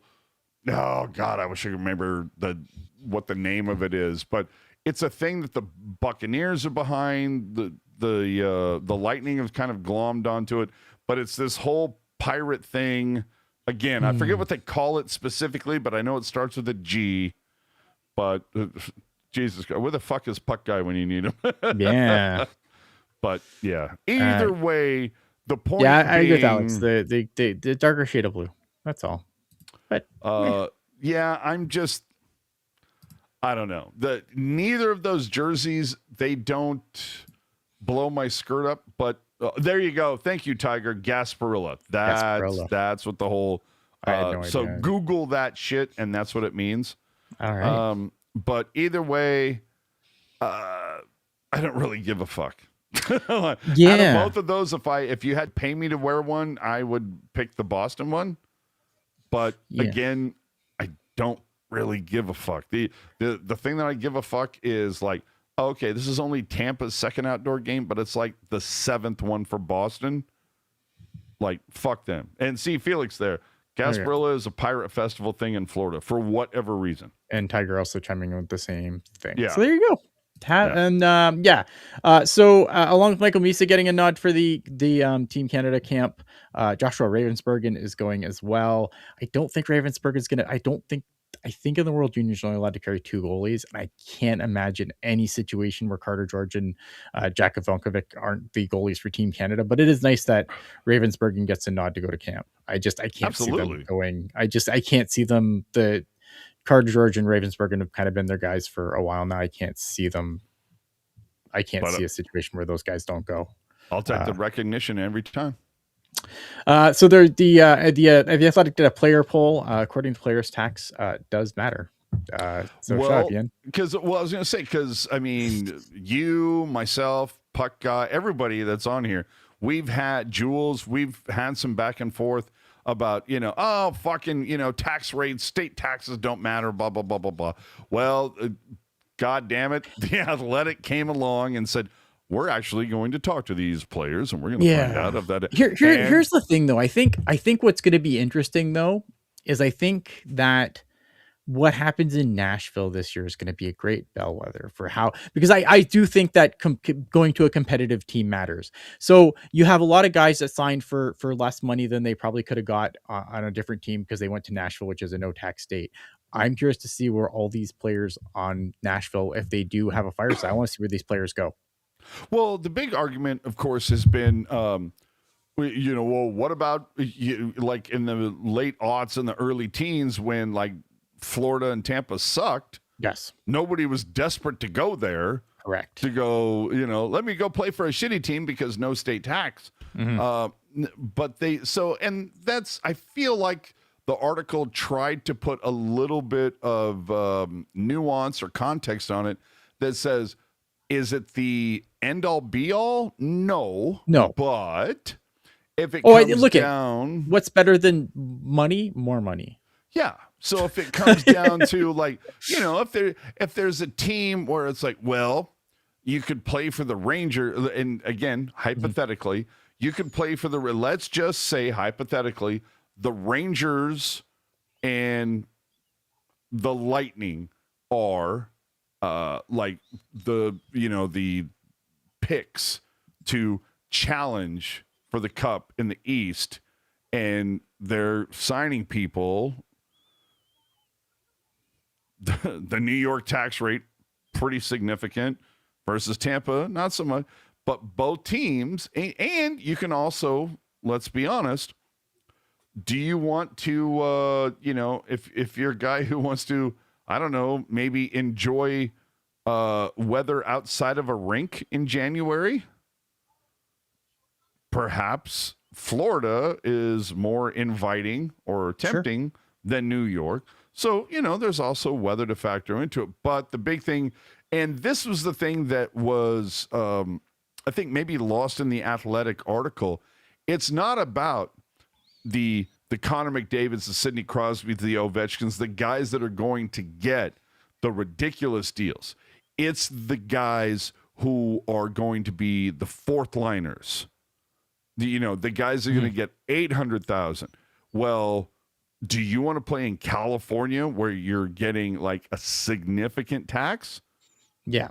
Or, you're going to play in Dallas or Florida or whatever, where it's not only much cheaper to find housing in that area, but no tax. Like your money is going to go a much longer way to play in that area. If you're a guy who's only going to get league minimum to like $1 million or whatever, yeah, that's where you're going to go.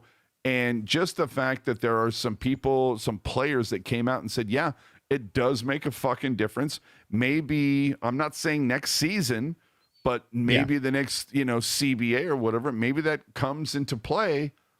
I just, but I still like, the thing that always gets my back up about it is, why don't we talk about this in any other sport?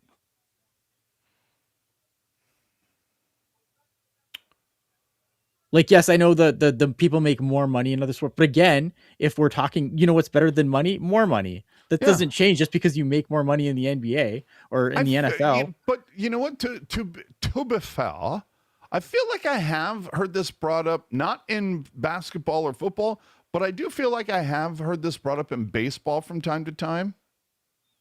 Yeah, because you know why? Because the fucking Jays whining about it.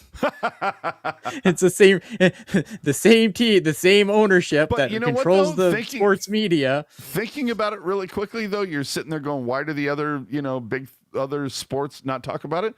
Because those other sports are much larger than hockey. Yeah, but we don't. But you know what I mean? Like the Florida Marlins aren't. Well, the Florida Marlins Like people, might where not do be teams go? around. Where do teams go? Oh no, I know, but you know what I mean. Like, but when it comes time for baseball, where do the guys go? They go to the Dodgers. They go to the Yankees. They go to the they Red go Sox. to whoever's going to pay them the most. That's what I'm saying. But you know what I mean. Again, their threshold for money is way higher than hockey.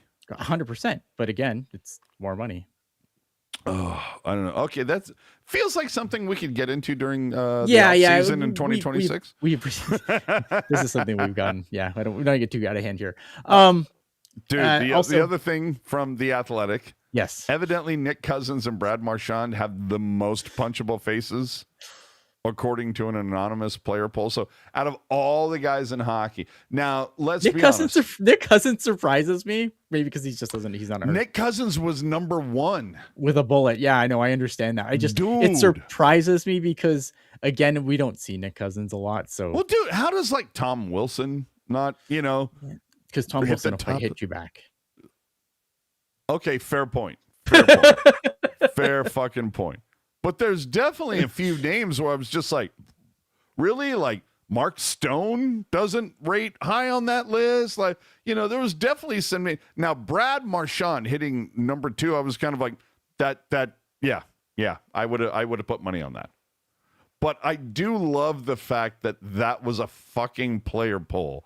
Like, if there's any guy, if you're a player in the NHL, and we're talking 32 teams, 23 players for like, you do the math, that many people, and you get like 70% of them.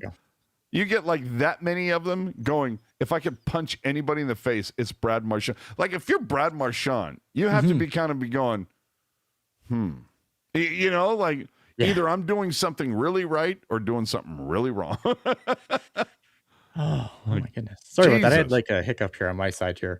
Hey, there was kind of a big trade. There was a couple. I mean, there was a couple big trades. A couple? There was, I mean, Edmonton finally trades their goalie. I'm gonna do the Quinn Hughes ones last. Edmonton finally trades for a goalie, and it's Tristan fucking Jarry. I'm still gonna sit here on my fucking, my big ass lily pad, going, you couldn't have beat Colorado's offer for Blackwood last year, and literally almost an exact year to the day, trade wise. It's crazy when you think of like all the goalies that have kind of moved around since, and then now you didn't do anything. Now you have to settle for Tristan Jarry. These are the same goalie. Like, I know Tristan Jarry's had a good start to the year this year, but it's been like 14 games. Like, the Tristan Jarry they were talking about buying him out. Could have had Mackenzie Blackwood.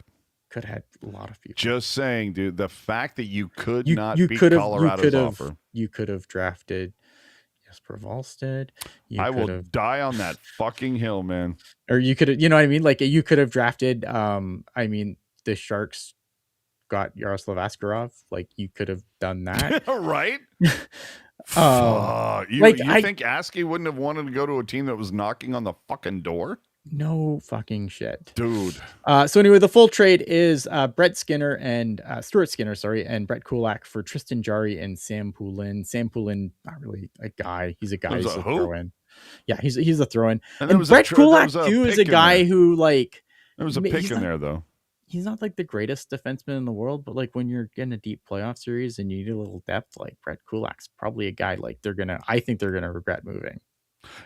You know what, though? I'm going to laugh my ass. I'm going to have a really good time following Skinner and Tristan over the remainder of this season, just to see, like, does either of them go on like a significant incline or whatever? Fucking Edmonton does this every, like, where they just like their tire fire and they do one thing and then it magically fixes everything. Like the couple years ago, they bring in Knobloch and everything's better. So I would it surprise me to see like Edmonton just go on a rocket to the moon, but man, like, I don't think Tristan Jarry's ever won a playoff series. Dying on the hill, man. Y'all should have went for Blackwood last year, you dumb motherfuckers. Yeah. All right, Quinn Hughes, which to me has been really funny to watch social media going, oh, San Jose only would have had to have given up, like, I don't know, Eklund, Dickinson, and a pen. I'm like, what? I'm glad you brought that up, because this is this Bummer Comics in the chat saying, looking at the Hughes trade and trying to think of comparable package from the Sharks, would you trade Eklund, Dickinson, Musty, and a first for an unprotected first at that? No, unprotected first. No. Look at, I think the thing is, okay, let me get to the trade here. Quinn Hughes goes to the Minnesota Wild for Marco Rossi, Zeev Buium, Liam Olgren, and a 2026 unprotected first round pick. That is the trade. Let me say a quickie. Mm-hmm. Remember, this is the same Zeev Buium that a lot of Sharks fans wanted the Sharks to get rather than Dickinson in that draft. Just saying.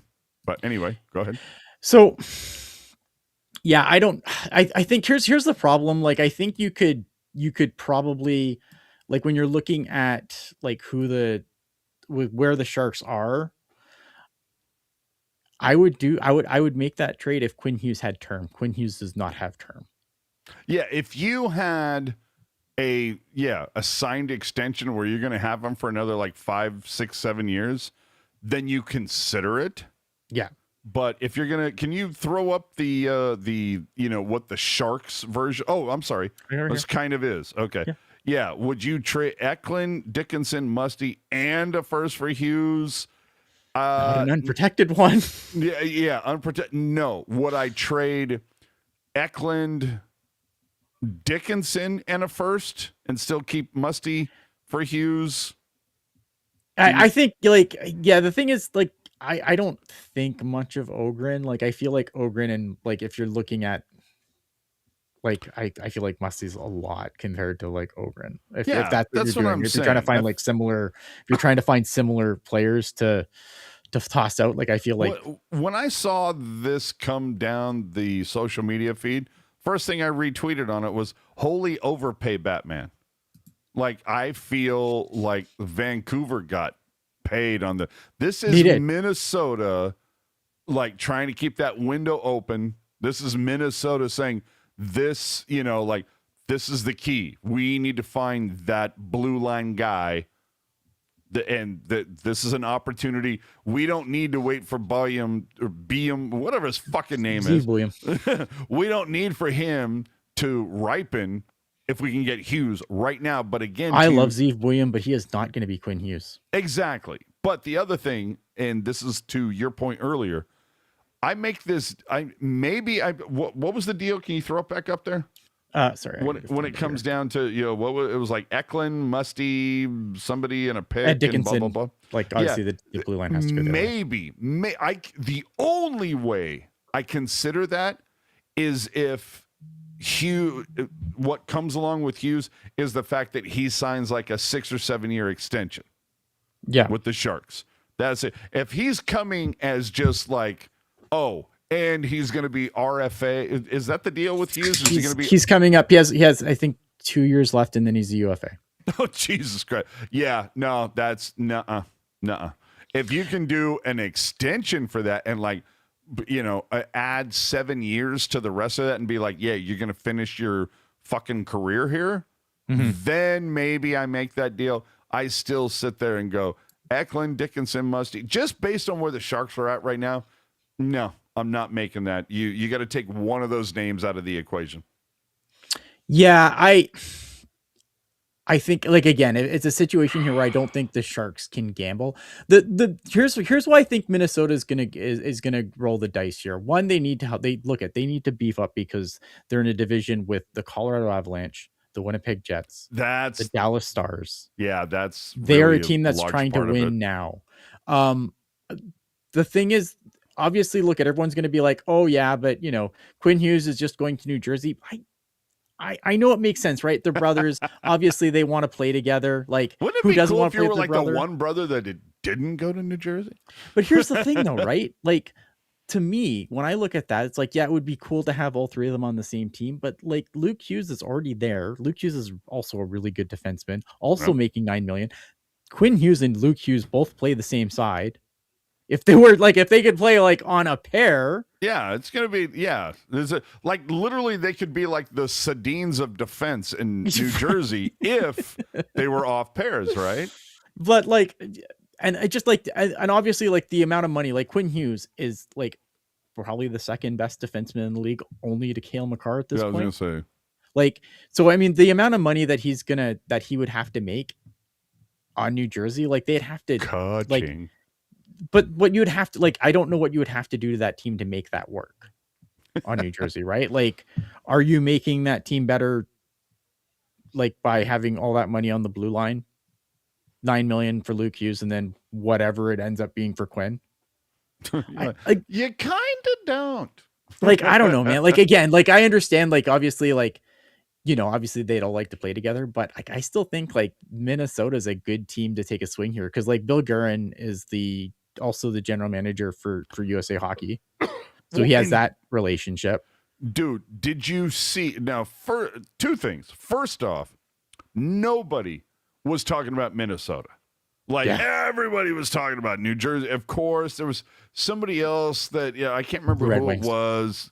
Yeah, there was one or two people that like came in out of the woodwork, like talking about, oh, but the dark horse and blah, blah, blah. And then out of nowhere, when the deal was complete, it was like, fucking Minnesota, really? Minnesota, and then there was somebody who, like a year ago, tweeted back in May. Yeah, like last summer or whatever. It's like, if you think, this dude's anywhere, it's not going to be this dude. It's going to be to Minnesota, and it's going to be for fucking Rossi. Like, dude literally fucking nailed it. And it was just like, how is this guy not like going? And this week's winning lottery numbers are, like, holy cannoli. Yeah, just, I mean, I like this that guy on the fucking podcast. So I mean, I like this for both teams. I think like this is a great trade for both teams. Like, if Vancouver, obviously they're in hell. Like, I feel bad for Vancouver fans because like last year I thought I feel like last year, like everything that could possibly go wrong went wrong, and I thought like they might get a bump this year because like obviously they took care of the Pettersson Miller issue, and it has not. It just continued to just be a tire fire. And now Quinn Hughes is out of there.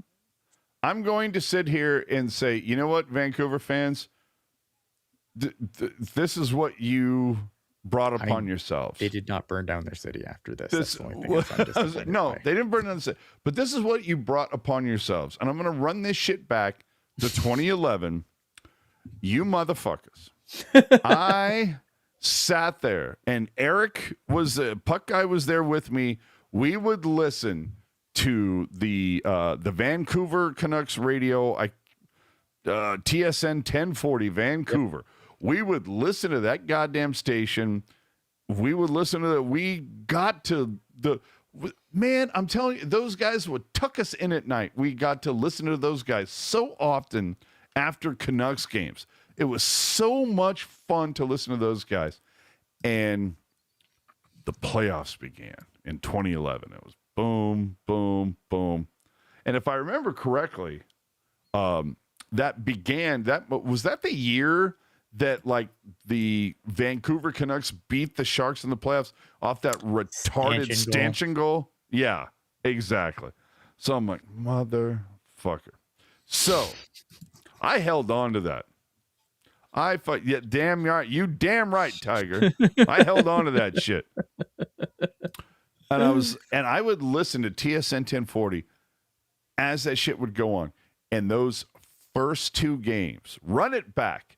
Those first two games against the Bruins in the final, I just remember. And if I remember correctly, like one game was like a 2-1 victory. The next game was like a 3-2 victory, or, flip that. Either way, I just remember the first two games were both 1-goal victories, and they were very low scoring. And oh my God, the Vancouver Canuck fans that were calling in to TSN 1040 talking about, oh my God, the Vancouver defense is so suffocating. The Canucks should just let Boston win one of the games in Boston just so Vancouver can win it at 5 at home in Vancouver. And we're all going to lose our minds. Yeah. And then what happened? You run it back, game 3, Boston won, I think like 8-1. It was bad. Like, it was just like a complete, like, just Oh, they were right though. Vancouver did lose their minds after that series was over. Yeah, they did. But that 8-1 game, holy shit! But Burn it down. Listening to the entitlement, and you know what you have to throw on top of that fire is the fact that the Seahawks were feeling themselves a little bit, and I was just like, where the fuck is this entitlement coming from? Neither of these teams have won fuck all for the last like 50 years. Ever. What the shit, right? Have never won anything. Yeah, and it was just like, oh my God. And so when Boston, ended up kicking their ass 8-1 in game 3, and then, taking it to game 7 and then winning it, because if you remember 2011 the Stanley Cup playoffs, every game 1 through 6 was won by the home team until game 7. Yep. And Boston wins fucking game 7. What happens? Vancouver tries to burn the fucking city down. And I was like, you entitled motherfuckers, this is what you deserve. Oh my God. I don't even know how we got into this topic, but I will talk about that until the day comes on. I don't know. Yeah, but I like it though. I think, look, they get Zeb Williams. I think Zeb Williams a nice piece to get in a trade for Quinn Hughes. Again, I can't wait to see, Hughes, but I think it's a great, it's a shitty situation they're in, and it's going to be interesting because I wonder if it's a situation where if it doesn't work out, I think they can extend him next year, and if they can't, I wonder if it's a situation where we had with Mikko Rantanen where he gets traded again for crazy. I want to see the trade tree on this in 7 years. Yeah, that's what I want to see. I cannot wait to see it. Yeah, it's gonna be absolutely fascinating. I had one more thing here before we whip it out. Bummer Comics also asking, who do we think is gonna win the Calder this year? Is it gonna be goalies back to back? Fuck no. You don't think so? Jesper Wallsted's been on an absolute. When was I'm not saying it, not, but I'm saying when was the last time you ever saw goalies pull that shit off back to back? No, I know, but I just wonder, playing the odds. But I mean, with how good Jesper Wallsted's been in Minnesota, now they got Quinn Hughes. I don't know, man. Could happen. Dude, Schaefer. Yeah. I think Schaefer. Look at Schaefer. Schaefer's a good bet too. Defense. Dude, Schaefer's killing it. Yeah, I think Paul's probably right. This is probably how the three are going to line up. It's gonna. Oops, sorry, my bad. Who's the guy who pulled it last year over Celebrini? The defensive cat. No, it was Dustin Wolf. Oh, it was. Yeah, but who was the other guy that everybody was on top of? Defensive dude, right? Oh no, it was Lane Hudson. There you go. Yeah, it was Lane Hudson last year. It was and Dustin Wolf was second. That's right. Yeah. So I feel like Schaefer he's like the next Hudson. Yeah, it was the next Hudson. Dustin Come on, Wolf dude, was second, Ian, get it fucking together, buddy. You're Canadian, for Christ's sake. Losing my mind today. I remember Dustin Wolf finishing ahead of Celebrini, and that's all that matters. Dude, you just got to think for goalies. What's up? I don't know. Yeah, I feel like Schaefer's just coming out of the fucking woodwork, and he's like, "What do you mean it takes this long for defensemen to fucking age, bitch?"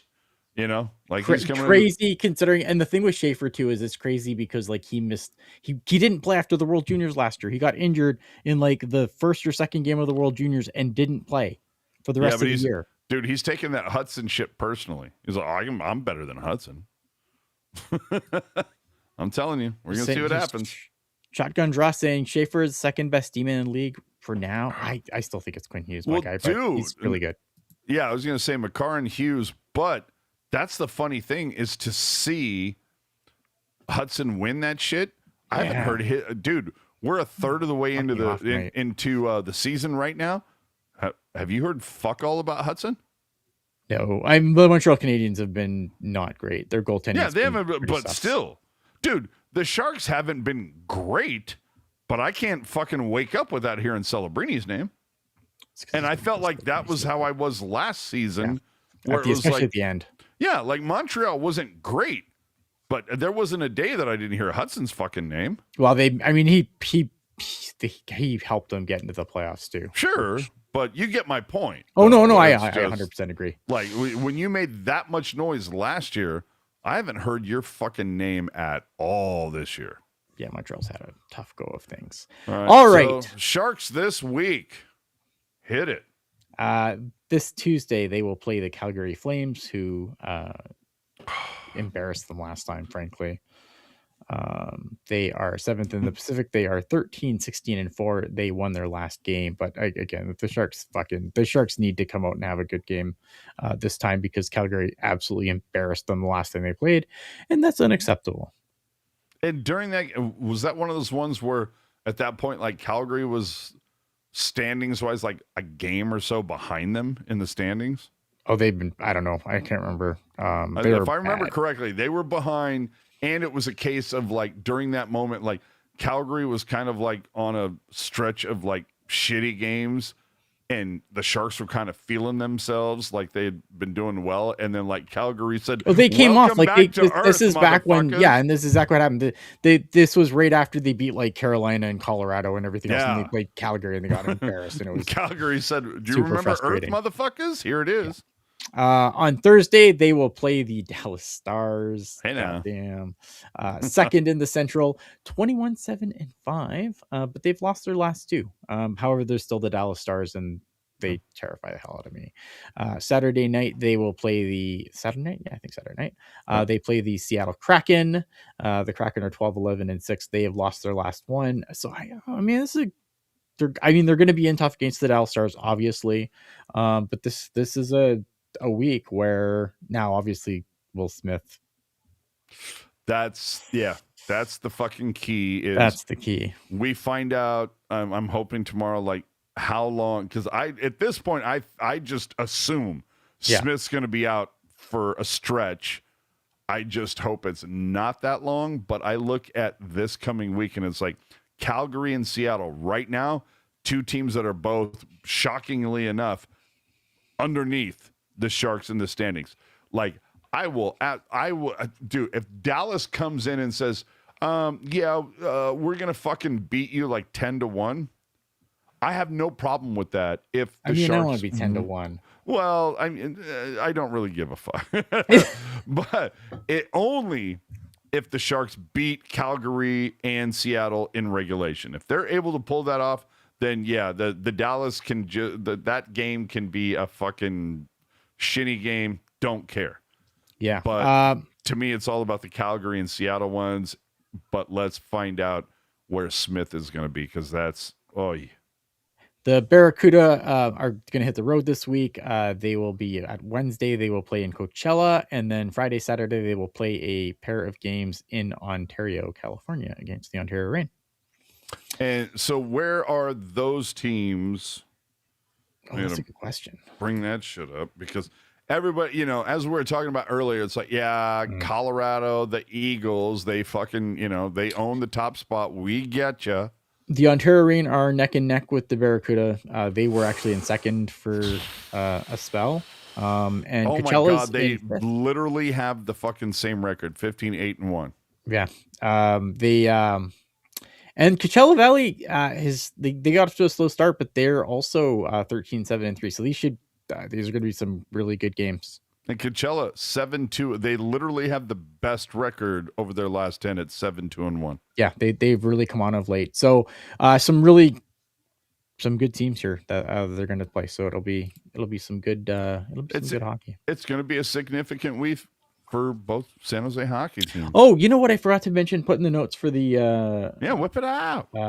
Joe Pavelski got inducted. Joe Pavelski, some guy, I don't know who he is. He was inducted into the U.S. Hockey Hall of Fame with Gomez. So Scott Gomez. Yeah.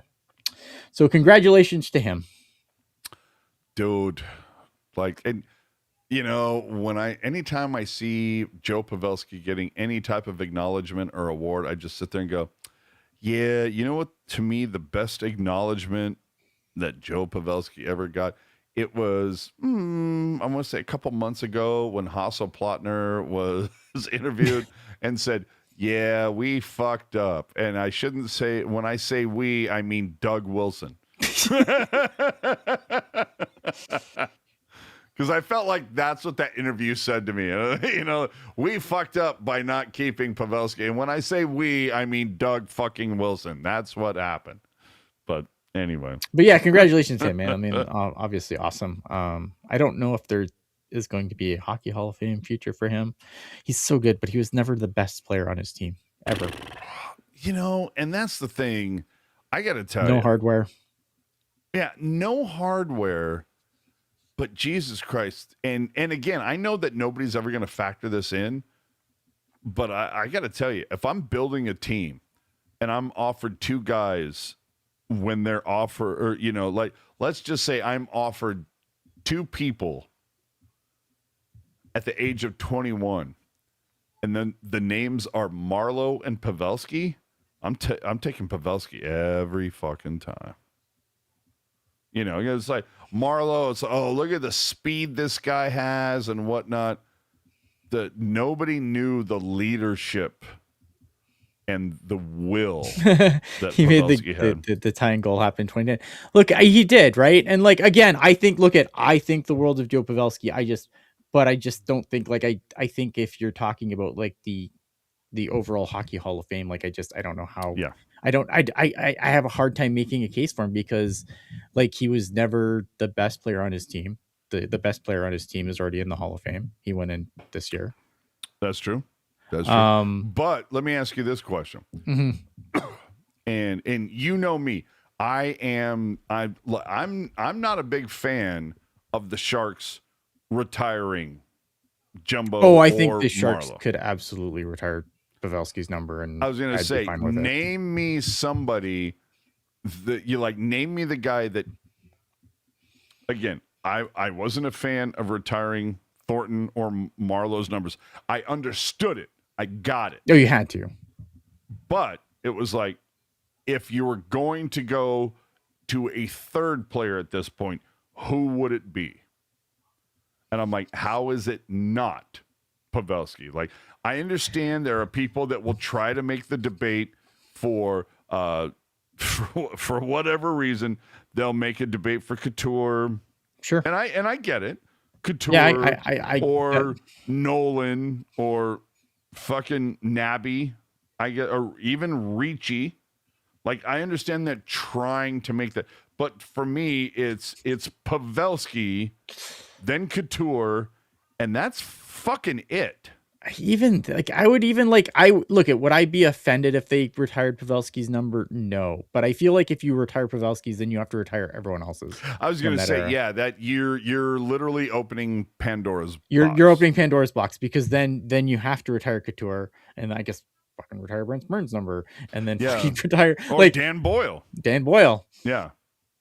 Yeah, it is. Owen Nolan, like Pandora. Yeah, it's at Pandora's that point, box. I just feel at that point, you're like Dan Boyle, Brent Burns, Owen Nolan, anybody else who wore the same number twice. 11, fucking Vlasic, 44, 88, 22, 11.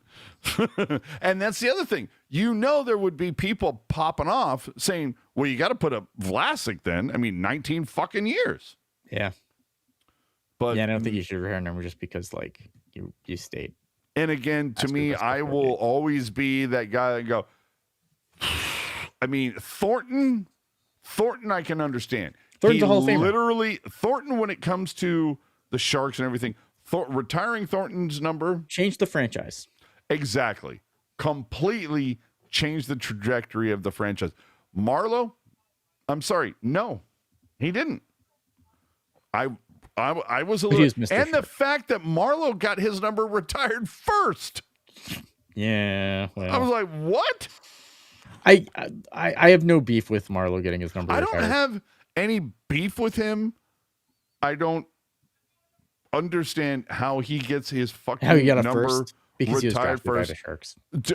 He was drafted by the Sharks, and he set the games played record. If he doesn't set that games played record, and especially if the Sharks don't bring him back to set that record in a Sharks jersey, that shit doesn't happen. Guarantee you.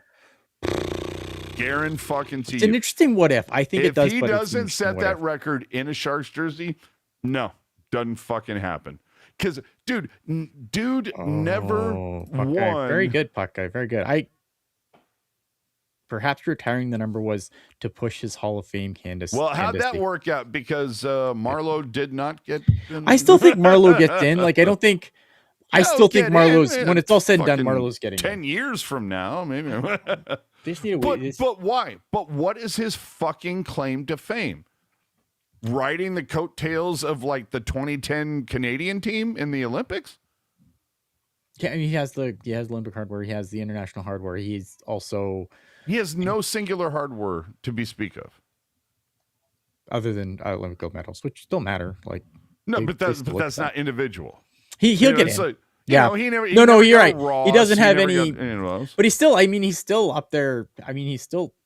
Like he has over 1,000. The only fucking singular award that he can hang in his fucking trophy case is games played. And if we're being completely honest, if Joe Thornton wanted to, he could have fucking beaten that record. He is in the, like, he's over 1,000 points, over 500 goals. That does matter. Like that, a lot of guys with that, with just those stats alone are in the Hall of Fame.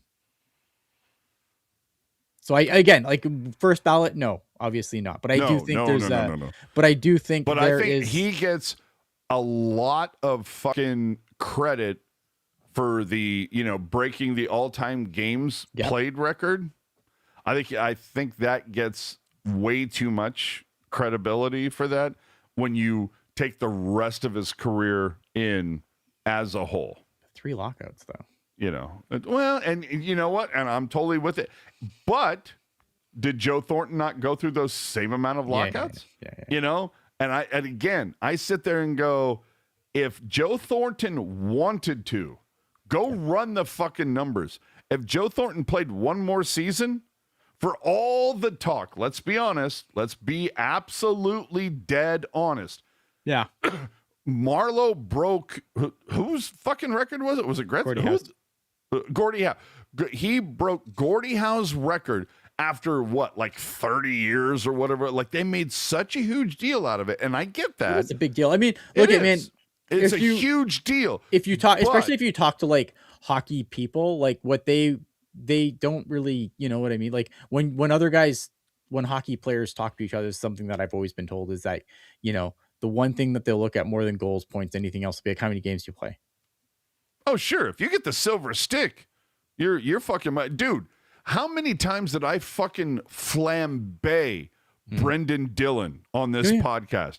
I fucking hated him that first year or so that he was with the Sharks, and he won me over with his play. And then all of a sudden, a couple weeks ago, he gets the silver stick, and I was the first guy to be like, fucking A. Yeah. I can't remember a guy that I know who earned it more than that fucking guy. Yeah. So just to my point earlier, Evan Escher in the chat saying the only retired player with 500 plus goals and is not in the Hockey Hall of Fame is Keith Tkachuk. And I feel like Tkachuk should probably be in there. He should be in the Hall of Fame. 100%. But I'm just saying, like, Marlo, it's just, I feel like he a lot of times was way more of a passenger and not a navigator. Playoffs. Yeah. No, well, and that's the whole thing. In the playoffs, he definitely had some pieces, and I will be one of the first people that like jump up and down saying when Roenick called him gutless. Yeah. I was like, on one hand, I was like, that's fucked up to say because you see him bleeding from his face. He has done some shit.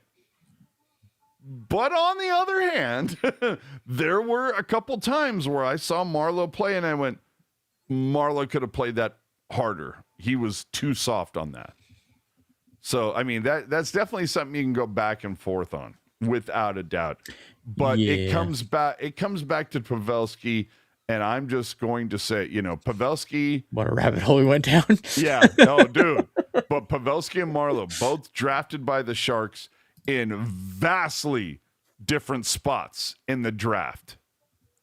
I will tell you, to me, Pavelski, that's the guy in retrospect, that's the guy that I would want. That is the guy who would jump. If Marlowe fucking took that shot and went down and was bleeding, I don't know that you would have half the fucking team surrounding him, getting him off the ice and, like protecting him, putting him in a fucking plastic bubble, if that's Marlowe. You could see it from Pavelski's, his fans. I mean, Jesus Christ. I thought Thornton was just like, oh my God, I'm going to fucking blow up some, air satchel thing that we can fit you inside of this air bubble thing to get you out. Like, Thornton just seemed like completely devastated, but I feel like it was Marlowe would have been like, well, Patty's tough. He'll shake it off. I don't know about that. All right. Let's, now that I've completely put us down an absolute rabbit hole, let's get us out of here. Oh my God. Yeah, like, good God love Pavelski. Fuck that Marlowe guy. Anyway. Man. All right. Well, in case you missed this or you want to watch this again, you can find everything we do on tealtownusa.com. If you're looking for this in an audio format, maybe it's your first time here. And you'd be like, I'd really like this as a podcast. Good news. It is a podcast. You can get it anywhere you get your podcasts. That's what they say. If it's your first time here, also, we would love if you enjoyed the show, if you subscribed, if you hit the like button, that would be super awesome. Helps us in the algorithm. And if you are catching us after the fact, but you're still watching on YouTube, leave us a comment. Let us know what you think of the show. I always read them. I respond when necessary, but I definitely always read them. So we appreciate that there. And if you're feeling super froggy, ring the bell. That will let you know. Go ahead. Yeah, if you don't follow us or subscribe on that, well, fuck's your problem? Yeah, what the hell? Ring the bell. It will let you know when we go live. You will be notified on YouTube. And when do we go live? We go live after every single Sharks game.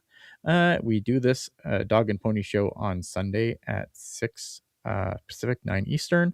And when news breaks, we will try and fix it. So we usually go live whenever news breaks as well. So if you want to be notified on YouTube, hit the bell. That's when you will know. Other than that, it has been a long show. So me and AJ are getting the fuck out of here. Final thoughts, AJ? Well, look, I got to tell you, this was not a week I expected. No.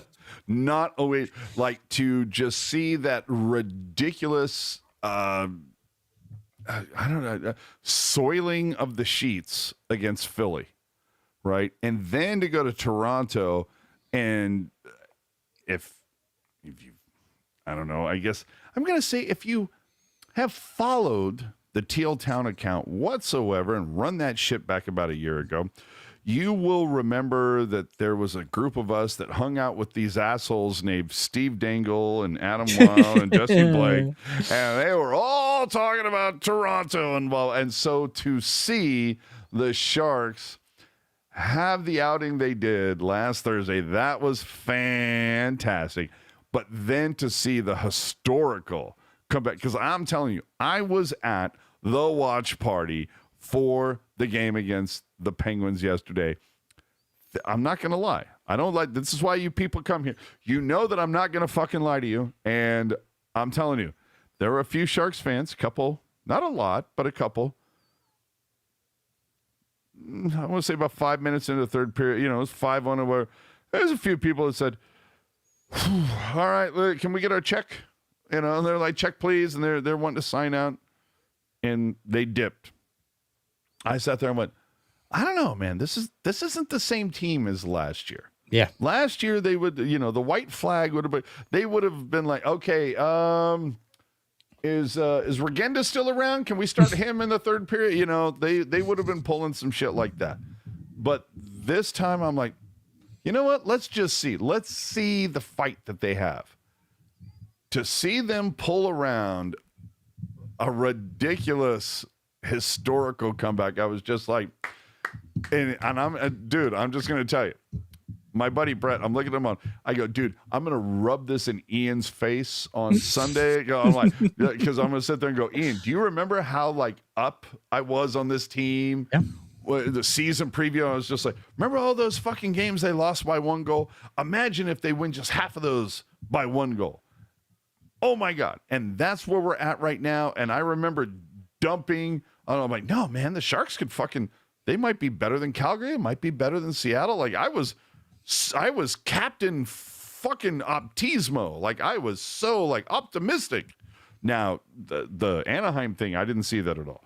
But the rest of this, yeah. So I'm very much continue this week. How much do you want it? Because Seattle and Calgary, I don't give a fuck if you lose to Dallas. That game in the big picture doesn't mean a lot. Beat Calgary and Seattle, baby. Yeah. My final thoughts are, when the Sharks do good, it's good. Who the fuck put that together? I think it was Molasses. Dude, put it back up. All right, give me a second. Dude, that needs to be like a holiday card. I agree, man. I love it. If anything, the only way to make that better is there needs to be like I don't know, like an angel, like it's at the top of a Christmas tree or so. You know what I mean? Yeah. Like tinsel. Like there needs to be tinsel coming out of the shark's mouth. Oh man, so good. But that would be the perfect holiday card. Love it. Yeah. That's it. Yeah, I mean, when Sharks do good, it's good. And this week they did good. We are also at 76 days and counting. So till what? What am I missing? That is when I fly to California. In 76 days, I will be on a plane heading to California. Okay, two things. Okay. I've already let's see, hold on. So one of those involves like the Jets, right? Yes. Okay, so I've already purchased tickets for the Jets. Nice. The other one is a Canadians, right? Yes. Okay, so I have tickets for the Canadians and we have tickets for the Jets, so that's going to be fun. But when you said like, what are the days? 76 days. Okay, I'm going to be honest with you. When you said 76 days and counting with that much like excitement, but I thought that was when I'm just going to do this every show now, I think. No, I thout that was 76. When you said that, I'm like, oh, that must be when Klingberg's like NTC opens up. No. That's what I thought it was for. All right, that is it from us. Again, we appreciate everyone watching, and we will see you next week for another week in review of Sharks hockey. Have a good one. Good night.